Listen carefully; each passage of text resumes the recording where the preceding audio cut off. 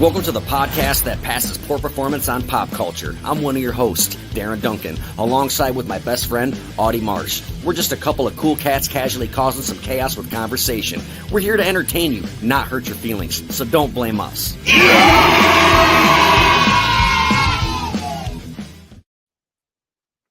What it is, homeboy? What's up? How are you doing this Friday evening? Saturday evening. I forgot we didn't go live last night. Yeah. I'm doing great. I'm actually enduring some resin printing right now. So I got my window open. Like, awesome. It's so potent in here. I'm probably going to get cancer from this. I'm not even kidding you. But don't say that. I need a co-host. I can't do this by myself. Come on, man. Yeah. So I'm just sucking in the fumes right now for you, for this podcast, for viewers. Like, I appreciate it. Yeah. You know what else I appreciate? What's up? All of our viewers, our amazing viewers that we love so much for hanging out with us on a Saturday evening. Super gigantic shout out to all of our patrons, our producers that's been donating money to our Patreon.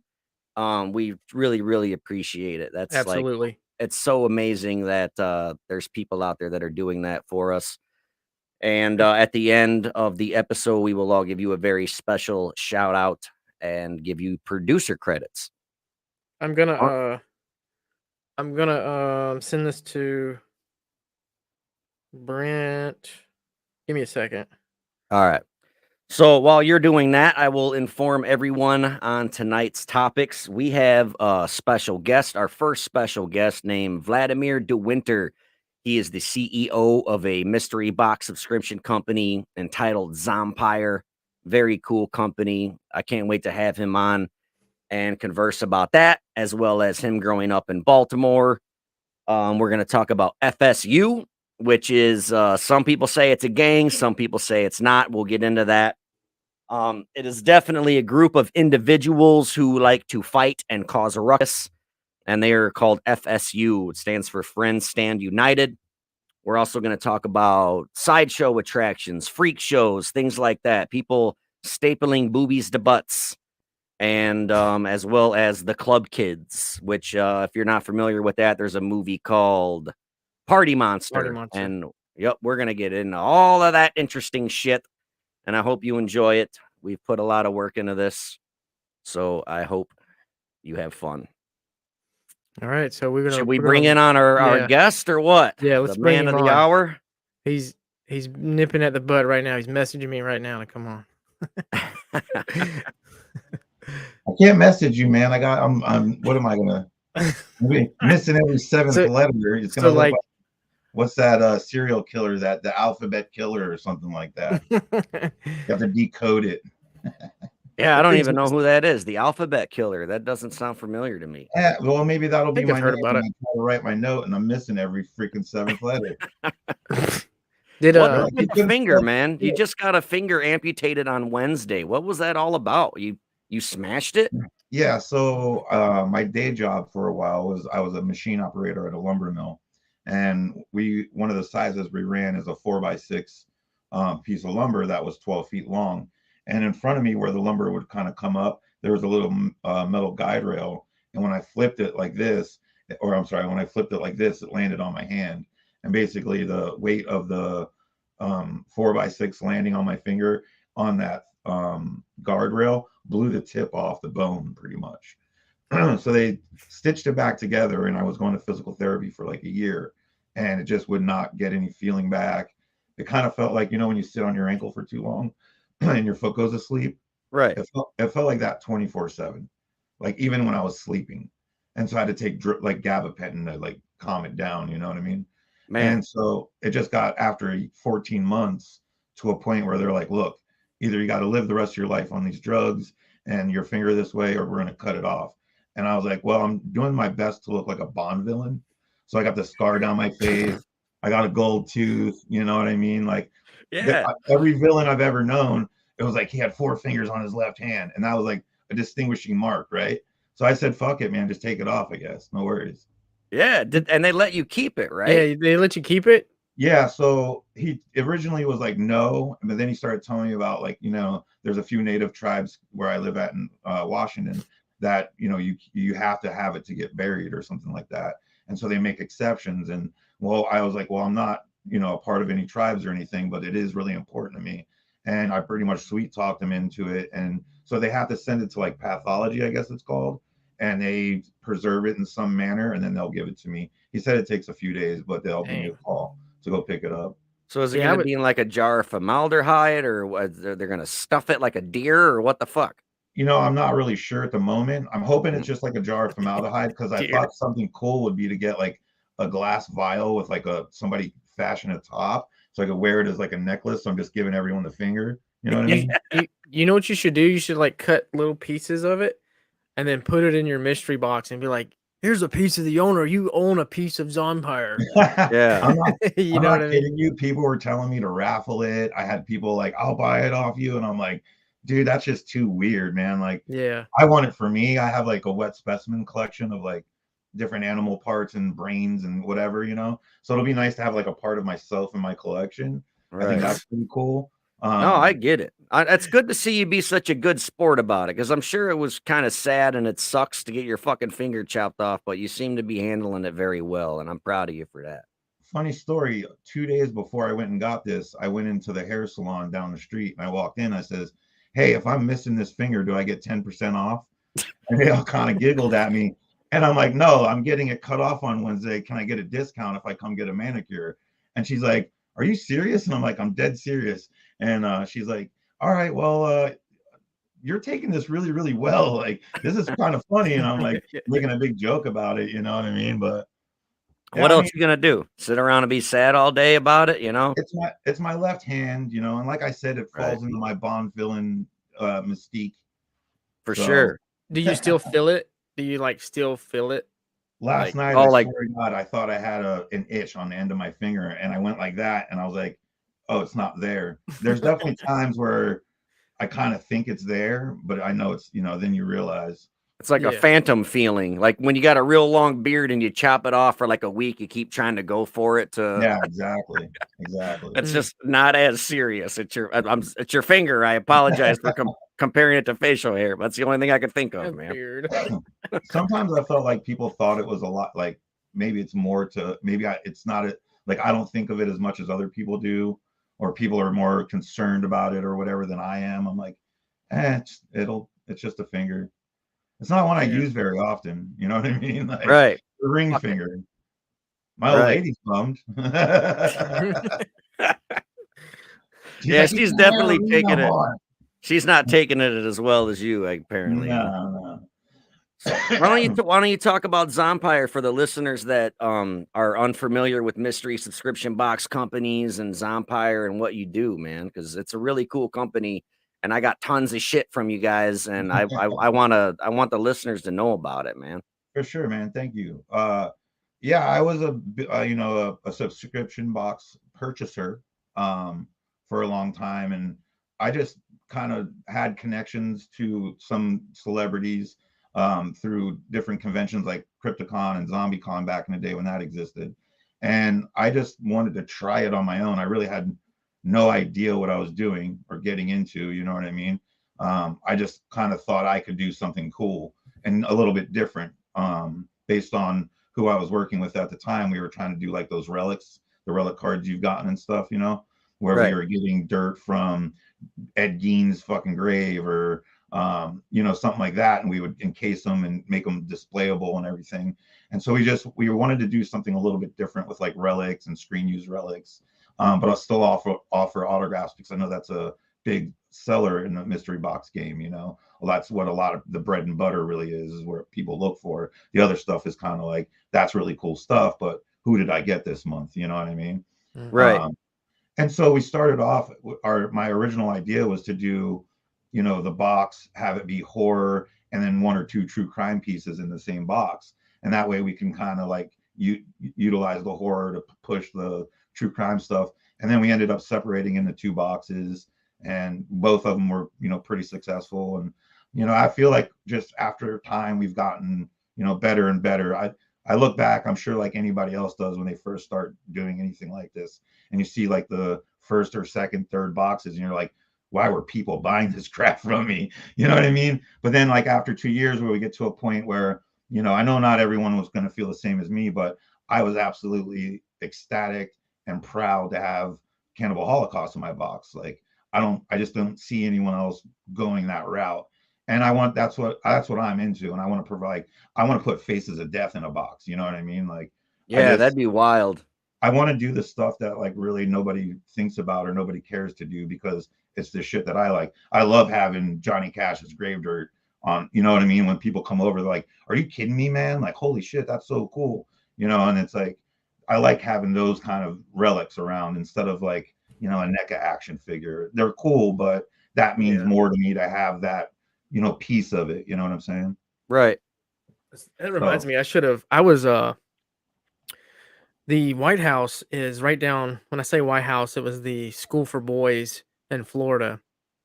I don't know if you're familiar with that, but it was they killed a bunch of kids and didn't tell anybody, and they buried them. It's a juvenile detention center for boys, but it's right down the road from where I live, and oh like wow. I was there, and like there's like relics all over the place, and I'm just like just like taking pictures and stuff. I didn't realize it until I got back home, and I'm like, damn, I could have got something, You just scoop like some dirt up. You yeah, know, I could have made money. some people don't really see the value in it, but I think it's, you know, a way to like kind of have some like feel like you have a piece of that moment Yeah. in time, whether it's the making of a movie with a, you know, a shirt relic or whatever, or dirt from the gas station in Texas Chainsaw Massacre we did, Mhm. you know. Like I just, to me, it's like having, if you feel like you actually own that piece, you know. Yeah, Yeah. it's Americana, man. It's a part of the history, and it's the closest you can get to owning or being a part of it, Right. you know, or having it at your house, you know? We Well, all got DVDs and shit, you the know? funny It's thing like is I am a big sports nerd. I know Audi, you know, me and him have talked sports in the past. And one of the things that they do in sports cards now is they have like autographs on the card and pieces of the jersey worn in the Mhm. game embedded in the card. And that's really what got me thinking about trying to do it for Zompire and do it like for horror and true crime stuff was Yeah. the fact that sports were doing it. You know what I mean? I always wanted a piece of Dale Earnhardt's tire from his car, the one or he like a died piece of in? the wreck. Yeah, yeah, or the piece of car that wrecked. And like I'm not being morbid, but I'm being morbid. But No, I mean I have that's the stuff kind like of that stuff in is my house, yeah, it's not kind of crazy. specifically Dell. Right, I I got mean, a I get piece of it. the robe that Eileen Wuornos wore on death row, you know? We got Yeah, strange things like that, and I think it's like, I mean, serial killers aren't people to be glorified or looked up to, but it's like I said, it's a part of Americana, it's a part of yeah, our history, whether we like it or not, and it's like, I kinda wanna have a little piece of that in my house. Fuck it. yeah. Well, and Well, I think that's go Vlad, ahead. I had Charles Manson in this closet for the longest time. Blood, I right? Or his the blood ashes. painting with his ashes, Oh, Yeah, really?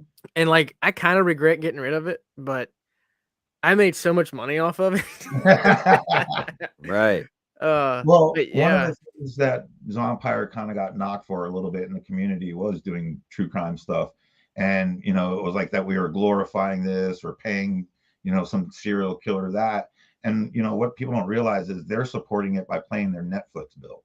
You know what I Right. mean? Like there, when you pay your Netflix bill, that money doesn't go to just the movies you watch. It goes to everyone who's put content on Netflix. yeah, And so you're still financially supporting it if it's online, if you're paying your you know your Netflix bill or your Hulu bill or yeah, whatever. So you know what I mean? It's like it's just so hypocritical when people try to jab at us and we're like, really? Like, do you think I bought these from this person? They've been dead for years. They Right. didn't make anything off this.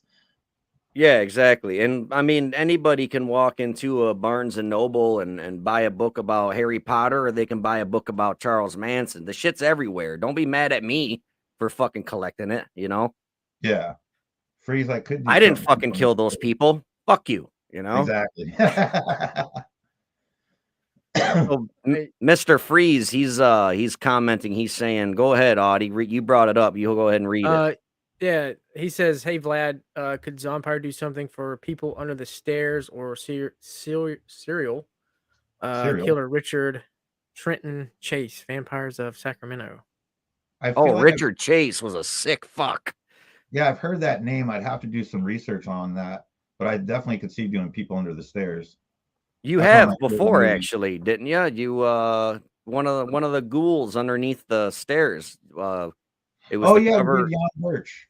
Yeah, it was the cover Mm. of the Fangoria magazine that was in a box. That's right, dude. He's the nicest. If you ever get a chance to meet Jan Birch, the nicest dude alive. But Really? okay, I'm being facetious, but he's a super nice dude. That's cool. That's good to know, man. I mean, not Casey's facetious. I just meant like I was blowing it up. He is a No, really nice yeah, dude. I don't yeah. even know what that word means, so I'm just kind of like, Means huh. I'm kidding. That Like you're sounds really, joking. really intelligent. Oh, okay. When you Right. look like this, you got to pretend at least I'm that you over here Googling it. Yeah, keep going. Right. Reminds me of that movie Bad Teacher with Cameron Diaz. She's just a Ah, piece of shit teacher. She's hungover every day, but there's a scene where she meets this little girl's parents and she's like, "Oh, such a precocious child." But like you could just see in her face she has no idea what that fucking word means. She just heard it before, so she's using it to try to sound smart. I was yeah. yelling at my bank online on the phone earlier, and I said I forget what the word was, but I had to look at Angela and be like, "Did I say that right?" And she's like, "Yeah." And I'm like, "Yeah, Yeah, get some. give me my money." Right. So, where are you from, dude? Where'd you grow up? Um, well, that's kind of a long story. We got time. So I was I was born in Miami. So I'm originally from North Miami Beach. When I was 13, my mom and my stepdad we moved up to a town called Toms River, New Jersey. And if you're familiar with the show Jersey Shore, in order to get to that beach that they're on, you have to go through my town and over a bridge. So that's how close I was. That was in Central Jersey, pretty much.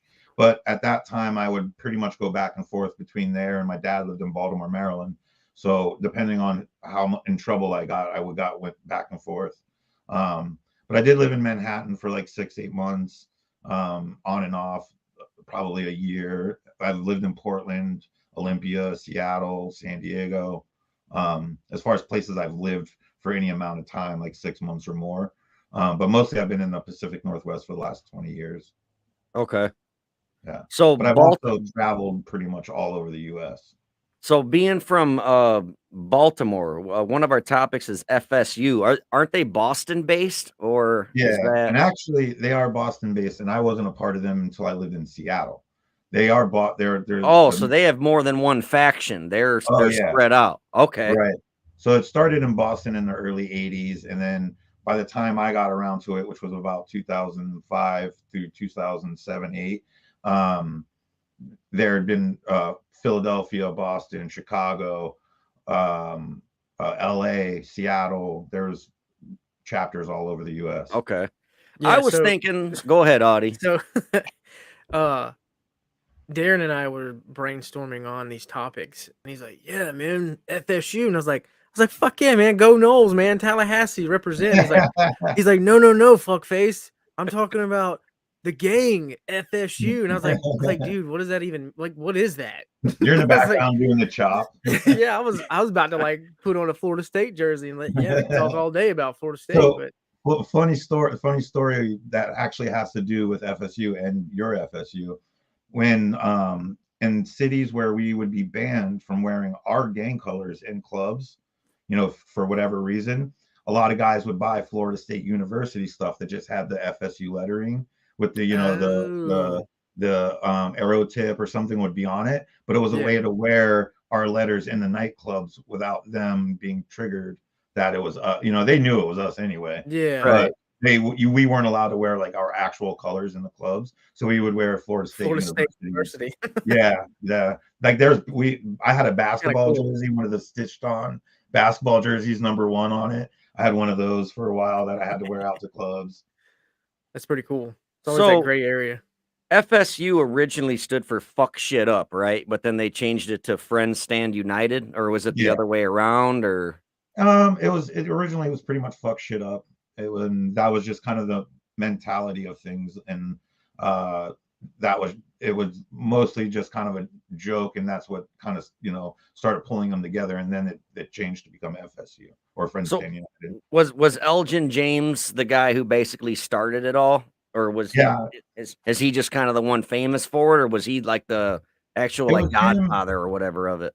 It was him and another Boston guy who actually he was the one that made the Boston Beatdown videos. I don't Yeah. remember his name because that's way before my time, and in a completely other city. We weren't as tight chapter to chapter wise. Like I knew guys in Boston and Chicago and stuff, but it wasn't as your local guys we were more tight than kind of the national as a national brand. You know what I mean? And again, that's also 16 years ago now, so I couldn't speak on what they're doing now, or how tight knit it is now, but Right. My introduction to this whole thing was the Boston Beatdown videos. A guy showed it to me probably 10 years ago, and he was speaking very highly of it and bragging of it, how badass they were. And no offense to anybody, but my opinion at the time, I was kind of pissed off about it because the video portrayed them as a bunch of fucking sucker punchers, man. Is like every fight I saw, they're just like beating up this drunk kid or they're right. kicking somebody that's unconscious. And I'm like, how is that badass? I'm like, what the A fuck are lot these of guys' problem, man? a lot of the fights in Boston Beatdown weren't actually members of FSU. It was just fights that were caught on camera in Boston. That makes a Um, way more sense now because I've yeah, seen so like ghetto brawls and like brawling broads, and then there bum was fights. bum fights. Yeah, That's another yeah. one. Yeah. Love bum I fights. actually YouTubed it the other day. I was like, nostalgia reasons. Rufus. Wasn't it Rufus? He's like Yeah, I think that was his name. all toothless and Isn't shit. he the one that got it tattooed across his forehead I think too? so. I think he Yeah, died. I think That so too. the dude Yeah. who started that got in a shit ton of trouble for that, if I remember Yeah. correctly. He did, but I also remember he still made off with like Shit $20 ton of million. yeah. Oh, I'm Money. sure he did, because It's like the everyone I guy knew with had the those fucking tapes. girls gone wild. That Right. dude got into a lot of shit too. That was around But time I yeah, was in Florida. so a lot of those fights that you see on there, like a lot of them are bouncers, beating up guys leaving the bar. Some of them are Okay, just bar fights and stuff like that. There are certainly guys that were wearing FSU letters in fights. Mostly those are the ones that you see at hardcore shows. Mm. okay.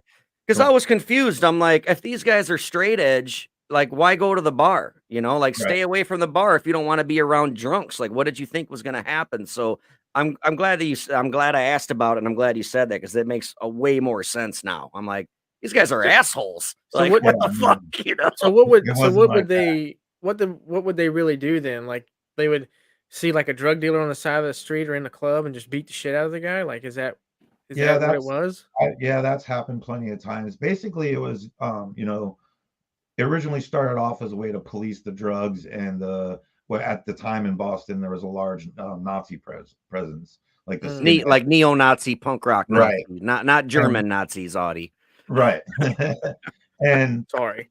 basically they band together to kick them out of the scene because they weren't racist and they didn't feel like that should be a part of the hardcore scene, and so they band together to basically kick the shit out of these guys and get them out. Well, then it became more about policing the scene as opposed to just being a part of it, and then I think that's where a lot of the later kind of violence and things like that, where it was a little bit more, you know uh, a lot of people involved with a little bit of people, or our motto was friends don't let friends fight alone. So Okay. if your brother's in a fight, you start fighting. Mm. Yeah, And Kind of like us so in the army. there's like kind of like a mob mentality in a lot of ways. You know what I yeah, mean? Elgin Yeah. James, he said that his plan was to, quote, "victimize the victimizers." Yeah, And so they started robbing drug dealers and things like that, kicking them out of their clubs, and, the violence was basically like a means to an end, like, it because pacifism doesn't work, like, his Elgin James's parents were activists in the '60s, they smoked a lot of pot, and they were his adoptive parents, right. and, he must not have liked them, and maybe it was the pot that he didn't like. I don't know why he became straight edge. Maybe that had something to do with it because he didn't like his parents, and maybe they drank and smoked pot, and so he didn't It, like it, and he wanted to rebel against it, I'm thinking. he's written a book and he's done a bunch of interviews. And if you listen to him speak, that dude is so smart for being a street kid. You know what I mean? Like for a Yeah, legitimate street kid in Boston, that dude is like beyond smart. You know what I mean? right. Yeah, because he grew up in Boston in the '90s, and there's a documentary I seen where he shows where it all basically started at this apartment building. They had no heat, no running water, none of that shit, Right. and that's when they started like kicking the crack dealers' asses that were hanging out in front of that building. Him and his buddies would start doing that. Let me ask you this. What do you think where do you think it all kind of started from? Because I was thinking it's it could be like the evolution of rebellion because like in the 50s we had the greasers and they were a bunch of rock and roll badasses. And then the 60s and 70s kind of chill out and they were just pacifist or whatever the word is. And then like it's just everything skips a generation. So I'm thinking maybe in the 80s, that's when punk rock started coming around and they were getting rebellious. And then the 90s, they started doing this anti-drug thing, this straight edge thing. Do you think that kind of makes any sense? Like evolution of rebellion or Well, I think a lot of it has to do with the kids that were born in like the late 70s, like my era, late 70s, 80s, and were really hitting their stride in the very early 90s, were introduced to bands like Earth Crisis and that had these strong anti-drug messages because I think that it's coming up in the what do they call that when we were kids? The house key necklace kids or whatever, keychain kids. You know what I mean? Where I've, you had I've never heard that. Doesn't sound familiar at all. Explain it. yeah. So keychain kid, I think it was called keychain kids. You had basically had a shoestring with your house key on it, and latchkey kid. That's what it is. You would have your key on a shoestring around your neck in elementary school, and your mom and dad weren't home. They were out doing whatever. So you just took care of yourself, 7, 8 years Yeah. old, you know. Okay. But we're not talking about like small town USA. I was doing it in Miami. You know, people were doing it in Boston and New York and, you know, hard neighborhoods where they saw their parents on drugs. And so I think it resonated growing up at that time to like, don't become that, do better than that. The town Tom's River I lived in when I was in I think freshman year of high school was called Heroin High, which I know has become a very common name for any high school that has a heroin problem. But like we were having like kids dying at school. It was like really bad. That's Like terrifying as a father. Like you're scared that your kids at a sleepover or party in their teens and they try that shit for the first time and they fucking die because they don't know what Die. they're doing. Yeah. It's fucking exactly. terrifying. That's Heroin crazy. is a fuck COVID. Like heroin's the real fucking pandemic that scares me, dude. Yeah. People die Well, from it every day. and then you know just think about like all the other stuff that's out there instead. You know what I mean? Where these kids are just they'll skip all everything else. They're like they don't want to smoke weed or anything. They're like just a, you know, Yeah, like and all the marijuana was the gateway drug. It was described to us as the gateway drug. It was the first yeah. one you tried, and then you Yeah. tried some acid, and then you did some coke, and before you know it, you're sucking dick in the parking lot, you know? Funny story. Weed's the thing that keeps me from doing drugs now. Right. Yeah, exactly. I just couldn't. I Exactly. can't get behind the fact that I don't even like going to the doctor when I was little to get a shot, or even in high school. I hated getting shots. Like I didn't cry, but I just Right, hated getting fucking shots. right, I couldn't imagine self-inflicting myself with a needle. I guess maybe if I'm searching for that high, maybe it doesn't come. Maybe I'm overlooking it and I just do it, but I don't know. And I hate getting water up my nose, so I don't know how people do cocaine. Like I don't I know. I had a long history of drug use. I pretty much quit in 2011 when my sister ended up passing. But before that, I was known as a garbage head, meaning I would try literally anything. Yeah. Uh, and it like there was times I like when I was 16 was the first time I overdosed. It was on PCP. I woke up to my mom in the hospital. That was the second time I got in trouble because I also so the first time I ever did any drug in my life, I took acid and the guy I was hanging out with had me watch Pink Floyd The Wall. I was like 13 or just turned 14 and I'd never seen Pink Floyd The Wall before. He And I feel sets like you up for failure. it's a very telling part of my life. You know what I mean? Like when Yeah. you experience something like that at such a young age, and then to see myself now, I'm like, it's pretty lateral. You know what I mean? Like Right. there was Everything no way makes to go up sense. from there. It was a straight shot to hell. I'm sober, but everything makes sense then. Right. Yeah, I Well, was definitely the same way. I would do any drug on the table, and like I know a lot of people say this to brag or sound cool, and to me, I'm more embarrassed of it. But yeah, yeah, for like sure. I should not be alive for all of the Yeah. crazy fucking things that I've done. The first time I'd done any drug, I was 8 when I first smoked weed. And I think it was just because I had older siblings and I would hang out with their friends and I just wanted to be fucking the cool kid that everyone wants to get stoned. And then Right. it just fucking snowball affected. And I mean, before you knew it, I'm fucking 13 years old selling coke, doing coke. You know what I mean? Yeah. And it's just it's a terrifying fucking thing. So Yeah. I straight edge isn't for me because I love drinking, man. But I understand where it comes from, and you're the farther on this conversation goes, the more you're making me appreciate these people. Because at first I thought they were a bunch of scumbag, sucker punching assholes, but And you're starting to we make me like them a exist. little bit. We're out there. I mean, Right. we used to have a business card, and when you would knock a dude out, you'd throw it on him, and it was like you were knocked out by your local. Like the Joker and You guys are Batman Exactly. villains, dude. We had That's those, dude. amazing. Yeah. How many cops like look at y'all and be like, all right, I'm gonna let it go this There time. was Right. there's That's a good club- question. There's a club in South Seattle called Studio 7, and I was not there this night. This was probably about 3-4 months before I officially joined FSU, but I was still hanging out with all these guys. And there was a show. I don't remember who was playing. I want to say it was like Madball or somebody like that, some like New York hardcore band. And they all went there, and a cop drove by, and of course there's 30 guys standing around in FSU wear and everything. So they all roll up on them, and like they were caught with brass knuckles. I think one guy had like an ounce of coke and a gun on him, and it was like they basically, anyone that was outside, put them in a group together, and they labeled them all the same thing. And Right. you know what I mean? It was just really stupid. They're not I don't know. straight I edge think anymore, right? FSU. no, that ended probably back in like the late 90s or so. Like it when I was Oh, around. that far long ago. Damn. I thought that was more of a recent thing. That's crazy. No, I mean, there's certainly straight edge members, Right. but I mean, I was going out and drinking with the guys. We were smoking weed, doing blow, like you know what I mean.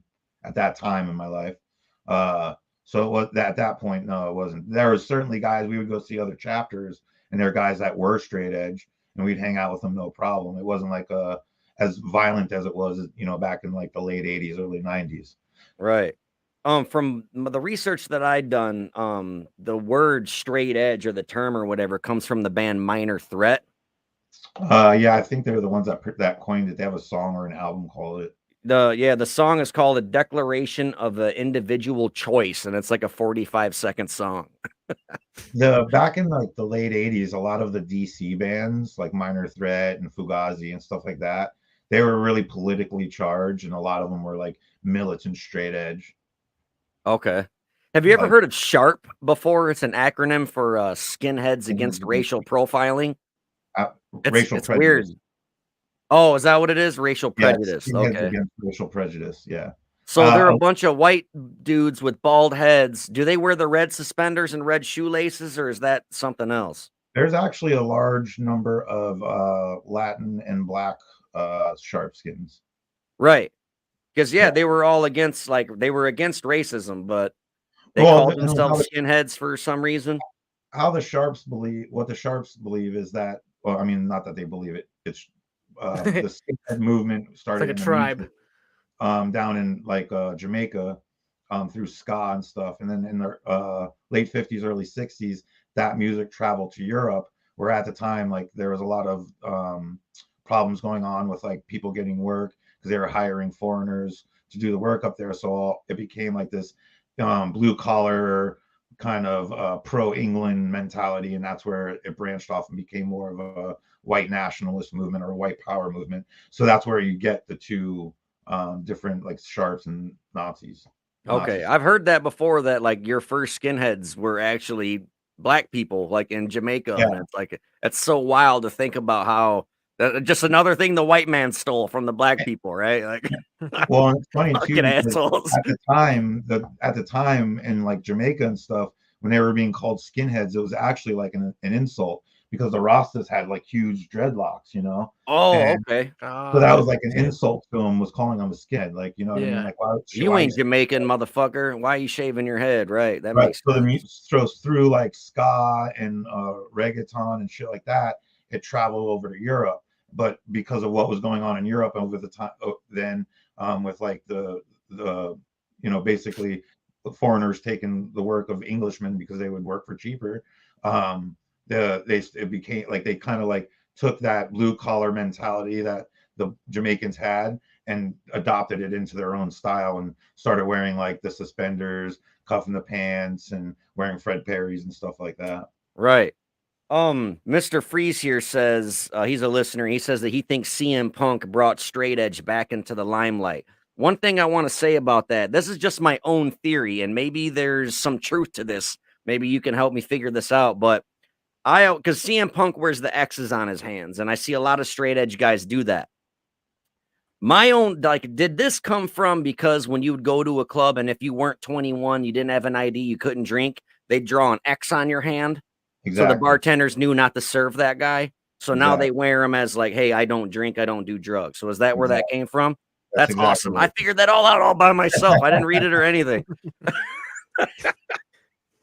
So what's the deal with the red suspenders and red shoelaces? Does it mean like blood that you've shed for your crew, or like is that a right that you got to earn to wear that shit? Is it symbolic for anything?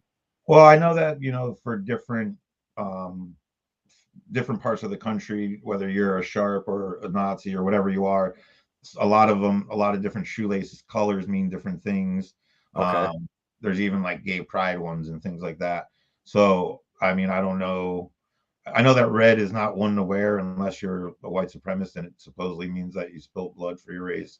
But I don't, I also know sharps that wear red laces. So okay, because I had a pair of skater shoes back in the day that had red, because they were red shoes and the laces were red too.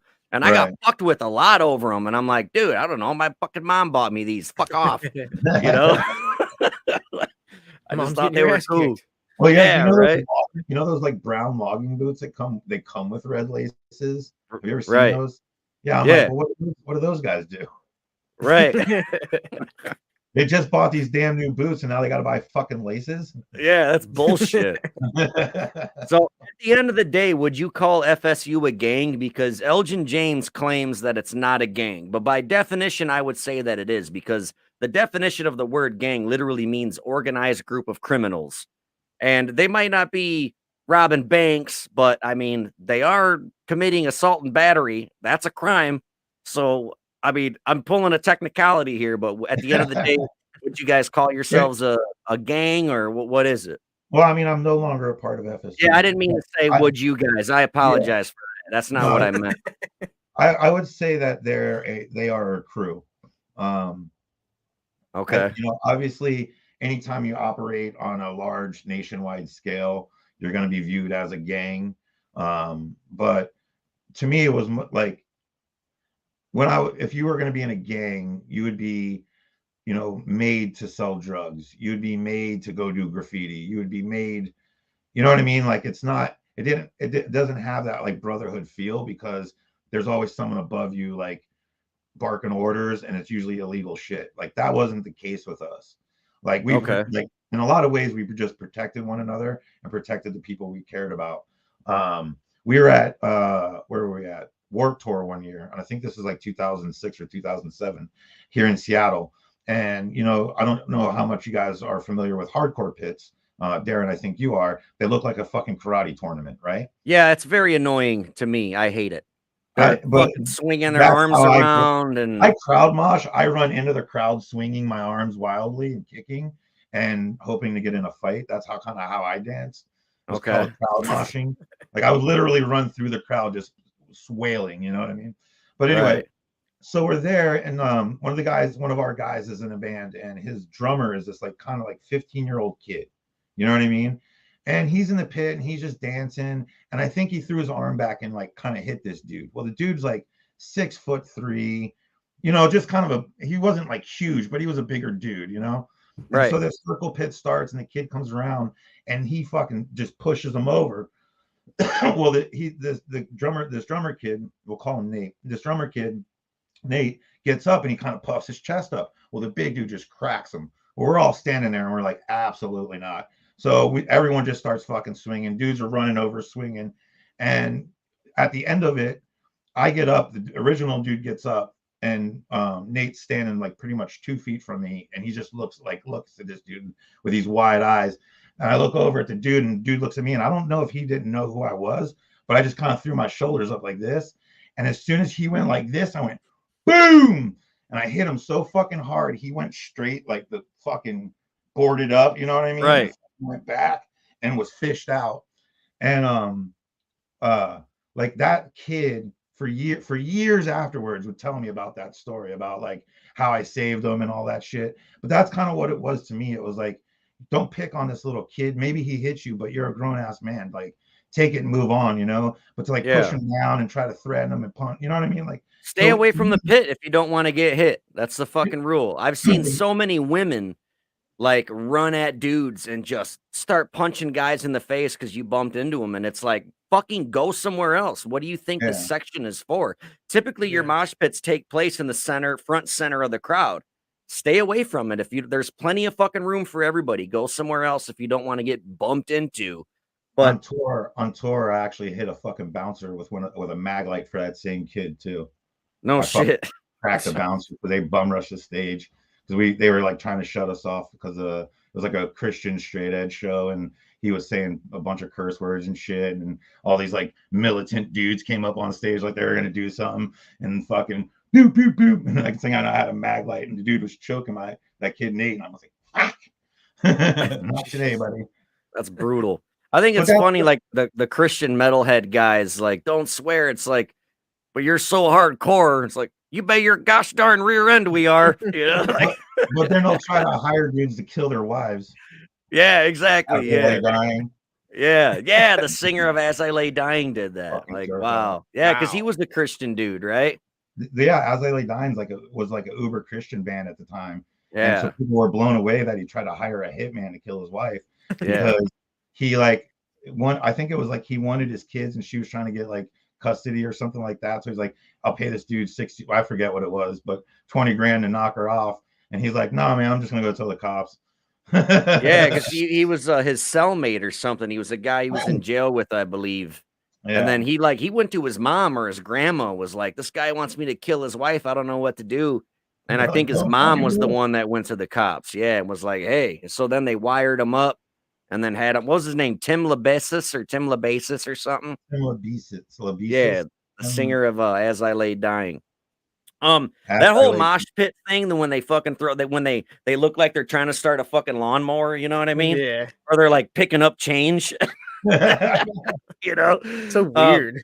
Yeah, we'd kick guys out, or not like kick them out, but it's like if you're putting your arms around, be like, hey, knock that shit off. Like, go fucking, because you got people getting fucking noses broke and they're just standing there, you know, like, but I You hate that just shit. said if you don't want to come to the pit, you're No, I not know what I said. I was there, but let me contradict myself, god damn it.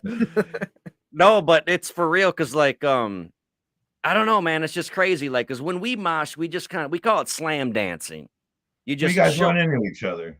yeah, shit like that. And if Yeah. someone falls, you fucking pick them up. But I never understood the whole windmill thing. It's like, if you I want to think fight it's somebody, start a fight with somebody. What are you I what, think what it's are you for doing? people. I think it's for people who listen to metal who have rhythm. Yeah, like me. We Look, can dance, and so we put a little like jazz on our shit, you know. Yeah, You guys just run exactly. into each other like fucking rams. like We're like like, Right. well, we're like like, let me 300. fancy this up for you. Yeah. I've seen the walls of death where they'll split a whole fucking crowd and make Oh them yeah, run at each other and shit. It's pretty wild, man. I don't understand how people walk away from that kind of shit. Um, so you, speaking of fucking wild shit, you've done some pretty fucking wild things on the sides of stage and even on stage at metal shows and things like that, right? Like as a yeah. I don't know the proper term, freak show, sideshow, attraction. What do you call it? We were a sideshow, but I also wanted to mention there was a time, and we didn't talk about this before, but in about 2001, 2002, in Portland, Oregon, there was a organization called Portland Organic Wrestling, and it was like basically a stage show that incorporated wrestling. And for like 2 years, it was the longest running punk rock show on the West Coast, or venue on the West Coast. And they unfortunately closed a few years back. But we used to run a show there where we'd get like 350 people that would show up and watch us, you know, basically put on a what do they call it, like death match style wrestling show Yeah, inside with this. the thumbtacks and the barbed wire and Yeah. fluorescent light bulbs and mouse So, traps and shit. right. So I used to do that back in 2001, 2002. I try to look for videos on YouTube, but obviously because of the year, you know, there was not cameras everywhere like there are today. There Right. was some VHS tapes floating around, but I wanted to send you some of it before, so I could show you, but unfortunately I don't have any. Yeah, So we like used to do that. so But a in the go ahead. go ahead, man. No, go ahead. Quick funny story though is the very first time I wrestled there, I wrestled as a character called the Sodomizer, and this is it. I swear to God, this is a true story. So I started wrestling there as the Sodomizer. After that, in between the first and second show, I went on a date with this girl, and we were walking through downtown Portland, and this guy across the street screams, "Sodomizer!" Oh no. at the top of his lungs. She was terrified. Like, wait, what? How is this How date gonna dare end? you? I Yeah. ended up dating her for 3 years, so it didn't shake her. But the very next show, I went by Reverend Burl, the Minister of Pain, because I didn't want to be walking around town and everyone screaming sodomizer at me. Getting accused of sodomy. Yeah, I get it. In retrospect, it's actually a really good wrestling name, and I should have kept it. It's okay. I don't think I would call myself. I would have that. kept it. I would I have. might not have ended up on WWE, but I would have been Right. on ECW. Oh, for sure. They would have Oh, no loved you doubt. in ECW or JCW, Juggalo Championship Wrestling. Have you ever seen that shit? I used to backyard wrestle. My name was 3D because my name's Darren Douglas Duncan. So this was like before I ever knew who the Dudley Boys were or any of that shit. We were just a bunch of kids in the backyard, but we definitely used like mousetrap tables and fluorescent light bulbs and barbed wire, like just best friends beating the shit out of each other. It was all scripted. We half-ass knew what we were doing, like, you know, what we were going to do and stuff. But man, it was some of the most fun I ever had in my life. It really Is it was. like that guy that he's on Facebook? He's got like a large following, and he's like a littler guy, and he's like human something. Yeah, he's like fuck superhuman. this Yeah. shit, and He's like jumps this is off for the the shit. juggalos and the juggalettes. Yeah, but he's like juggalos and juggawets. Yeah, dude. I Fucking wanted to slams send on him some my barbed band wire and merch. shit. I want to send him my band merch so bad so he could jump out of a treehouse and land on fucking With mousetraps his, wearing like the fucking shirt where he Revolve. always takes it off. Yeah. Like Legos. There was like some Legos and like fluorescent lights. I'm like, what the Yeah, fuck is Christmas this? tree ornaments and shit. Yeah, barbed wire. And then he gets up like what the fuck do you expect, man? Yeah, right, exactly. The cool thing about doing that wrestling shit first was it actually got me set up to like mentally prepared to do the circus shit. Benny said, Okay, whoop, so whoop. that's why you Sorry. told that story. Yeah, whoop whoop, two Whoop, scoops. Benny said, Whoop. whoop, whoop. I forgot. Sorry. So I'm That's glad you told why- that story because it makes sense. It's kind of getting you used to pain or whatever, you know, like getting in it because the whole thing is basically about pain tolerance, Pain, right? yeah. Like, but what was it? A sideshow attraction, freak show? What you guys call it? I don't want to offend any of you guys and get my balls stapled to my kneecap. I think we were mostly known as a sideshow. Most of the stuff we did was basically a sideshow that we incorporated suspension. I was a body piercer for about 21 years. I retired 5 years ago from body piercing. I started when I was 17. I actually went to a school in New York City called the Gauntlet, and which at the time was like the Harvard of piercing schools. That sounds intriguing. What's that? Yeah, The he said it gauntlet? sounds intriguing. The Yeah. gauntlet. Well, that's cool. cool. I mean, we're going to get to that point when we talk about the club kids because I was living in Manhattan at the time, piercing during the day, working at the club at night. You know, so it's coming. But That's cool. but no, so like it's basically like sideshow, but we incorporated suspensions into our show, and so we would perform, we would do bed of nails stuff and you know things like that, but to end the show I would typically suspend a guy from his kneecaps or his rib cage or you know something like that. Everyone knows Crypticon in the horror community. Well, Seattle has our own Crypticon, and I actually suspended a guy from his rib cage right in the middle of Saturday afternoon during Crypticon out on the main floor with all the fucking guests around me. Now it sounds painful, it looks Sounds like it hurt. painful, but from the people I know who've done it, they say it's actually kinda euphoric and, like, orgasmic, like, people have busted nuts doing this, like, Right. can you explain, like, how the fuck and why the fuck do people put meat hooks in their skin to suspend themselves from the ceiling and fucking swing around? Like, why? Well, so for personally, I've never actually suspended. I've suspended people. I've Right. never done it because it's not something I feel I want to do in my life. Yeah, me I, either. I've I got don't blame you. scarification, I've got piercings, I've got, you know what I mean? I got all that other shit. It's just not something I want to do. My wife has done it, and she said that it kind of, once you get over the mental block of your feet leaving the ground, but like being pulled up that way, there is a very euphoric feeling, like your body just kind of releases an endorphin that just makes you very relaxed. And a You're lot of times weightless. they'll start swinging back and forth on Yeah. the cables and shit. And I mean, it looks. Everyone I've ever suspended, yes, I've had people that freaked out and didn't want to do it, but most people look like they are having the absolute time of their life. Um, just not Mm. something my fat ass wants to get up and do. Yeah, Me I don't either. even like getting a fish hook in my finger, better alone a big ass hook in my freaking spine. So let me tell you this. In the circus that we were in, there was a guy named James, and he was one of the performers with us. And James had one of the toughest jobs in the military I could think of, and it was collecting dead soldiers Bodies. Yeah, like parts. a mortuary affairs specialist. Right. And What they call it. you could tell it definitely weighed on him, you know what I mean? But Yeah. he was a fucking guy, man. Like he was one of the, if you wanted to party, he's the guy that you go party with for sure. And he told me one year for his birthday, he goes, "Hey man, I want to suspend under the Space Needle by my ass cheeks." And I'm like, "Done, dude. Done. Fucking Come done." on over. Done as in you retired, or It's done not. as in like I'm fucking down? I don't understand. Wait, what's that? Done as in like I'm We're doing retired it. from doing this, I'm never No, doing no, it no, again, no. or We're done doing as in it. like we should have Yeah. did this yesterday. Right. I'd say he's ready to do it.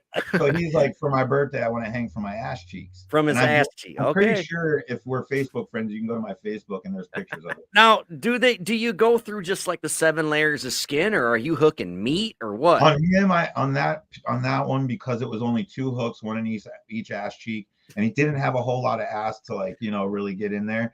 The This is coming from a guy called the sodomizer, Sodomizer. by the way. It all makes and the funny sense. thing, he was wearing a shirt that, like, that on the back, it said, "Your ass is mine." Oh no. Yeah. You But should so have been the one wearing that shirt.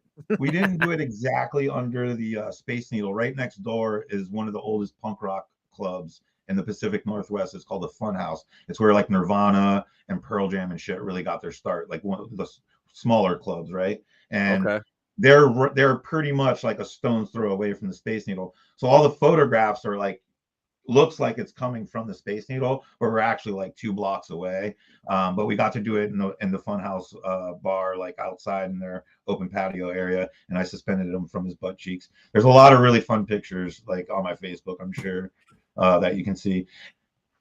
So this is probably a stupid question, but like, do these people develop scar tissue? Because like when you pierce with a hollow needle, and there's significant scar tissue from that, but like, what about these people that suspend?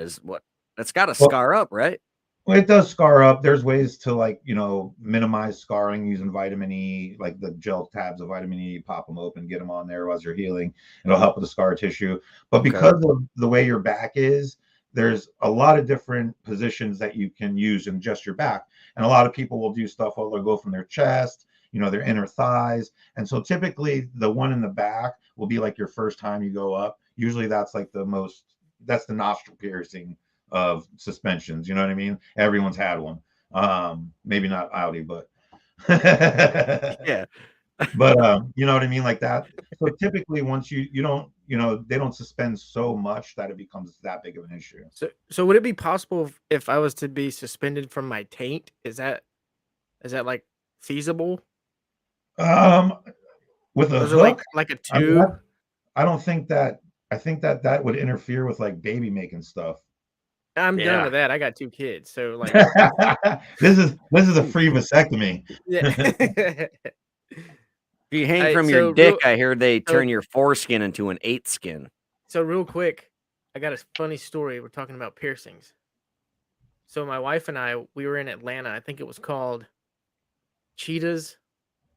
It was an all nude strip club, and I've never been to an all nude strip club. I've always been to the ones a typical strip club with, you couldn't drink in there, so like you can't drink in all nude strip clubs, which I understand. I get it. Right.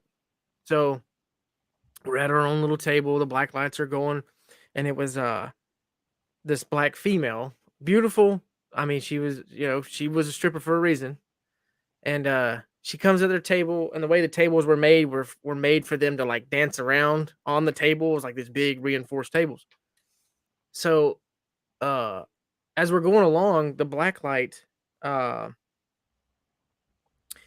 light, is shining down, and she bends over and she's like clapping her stuff. This is all nude, so it's like you know what I'm saying? So I was like, Yeah, we know.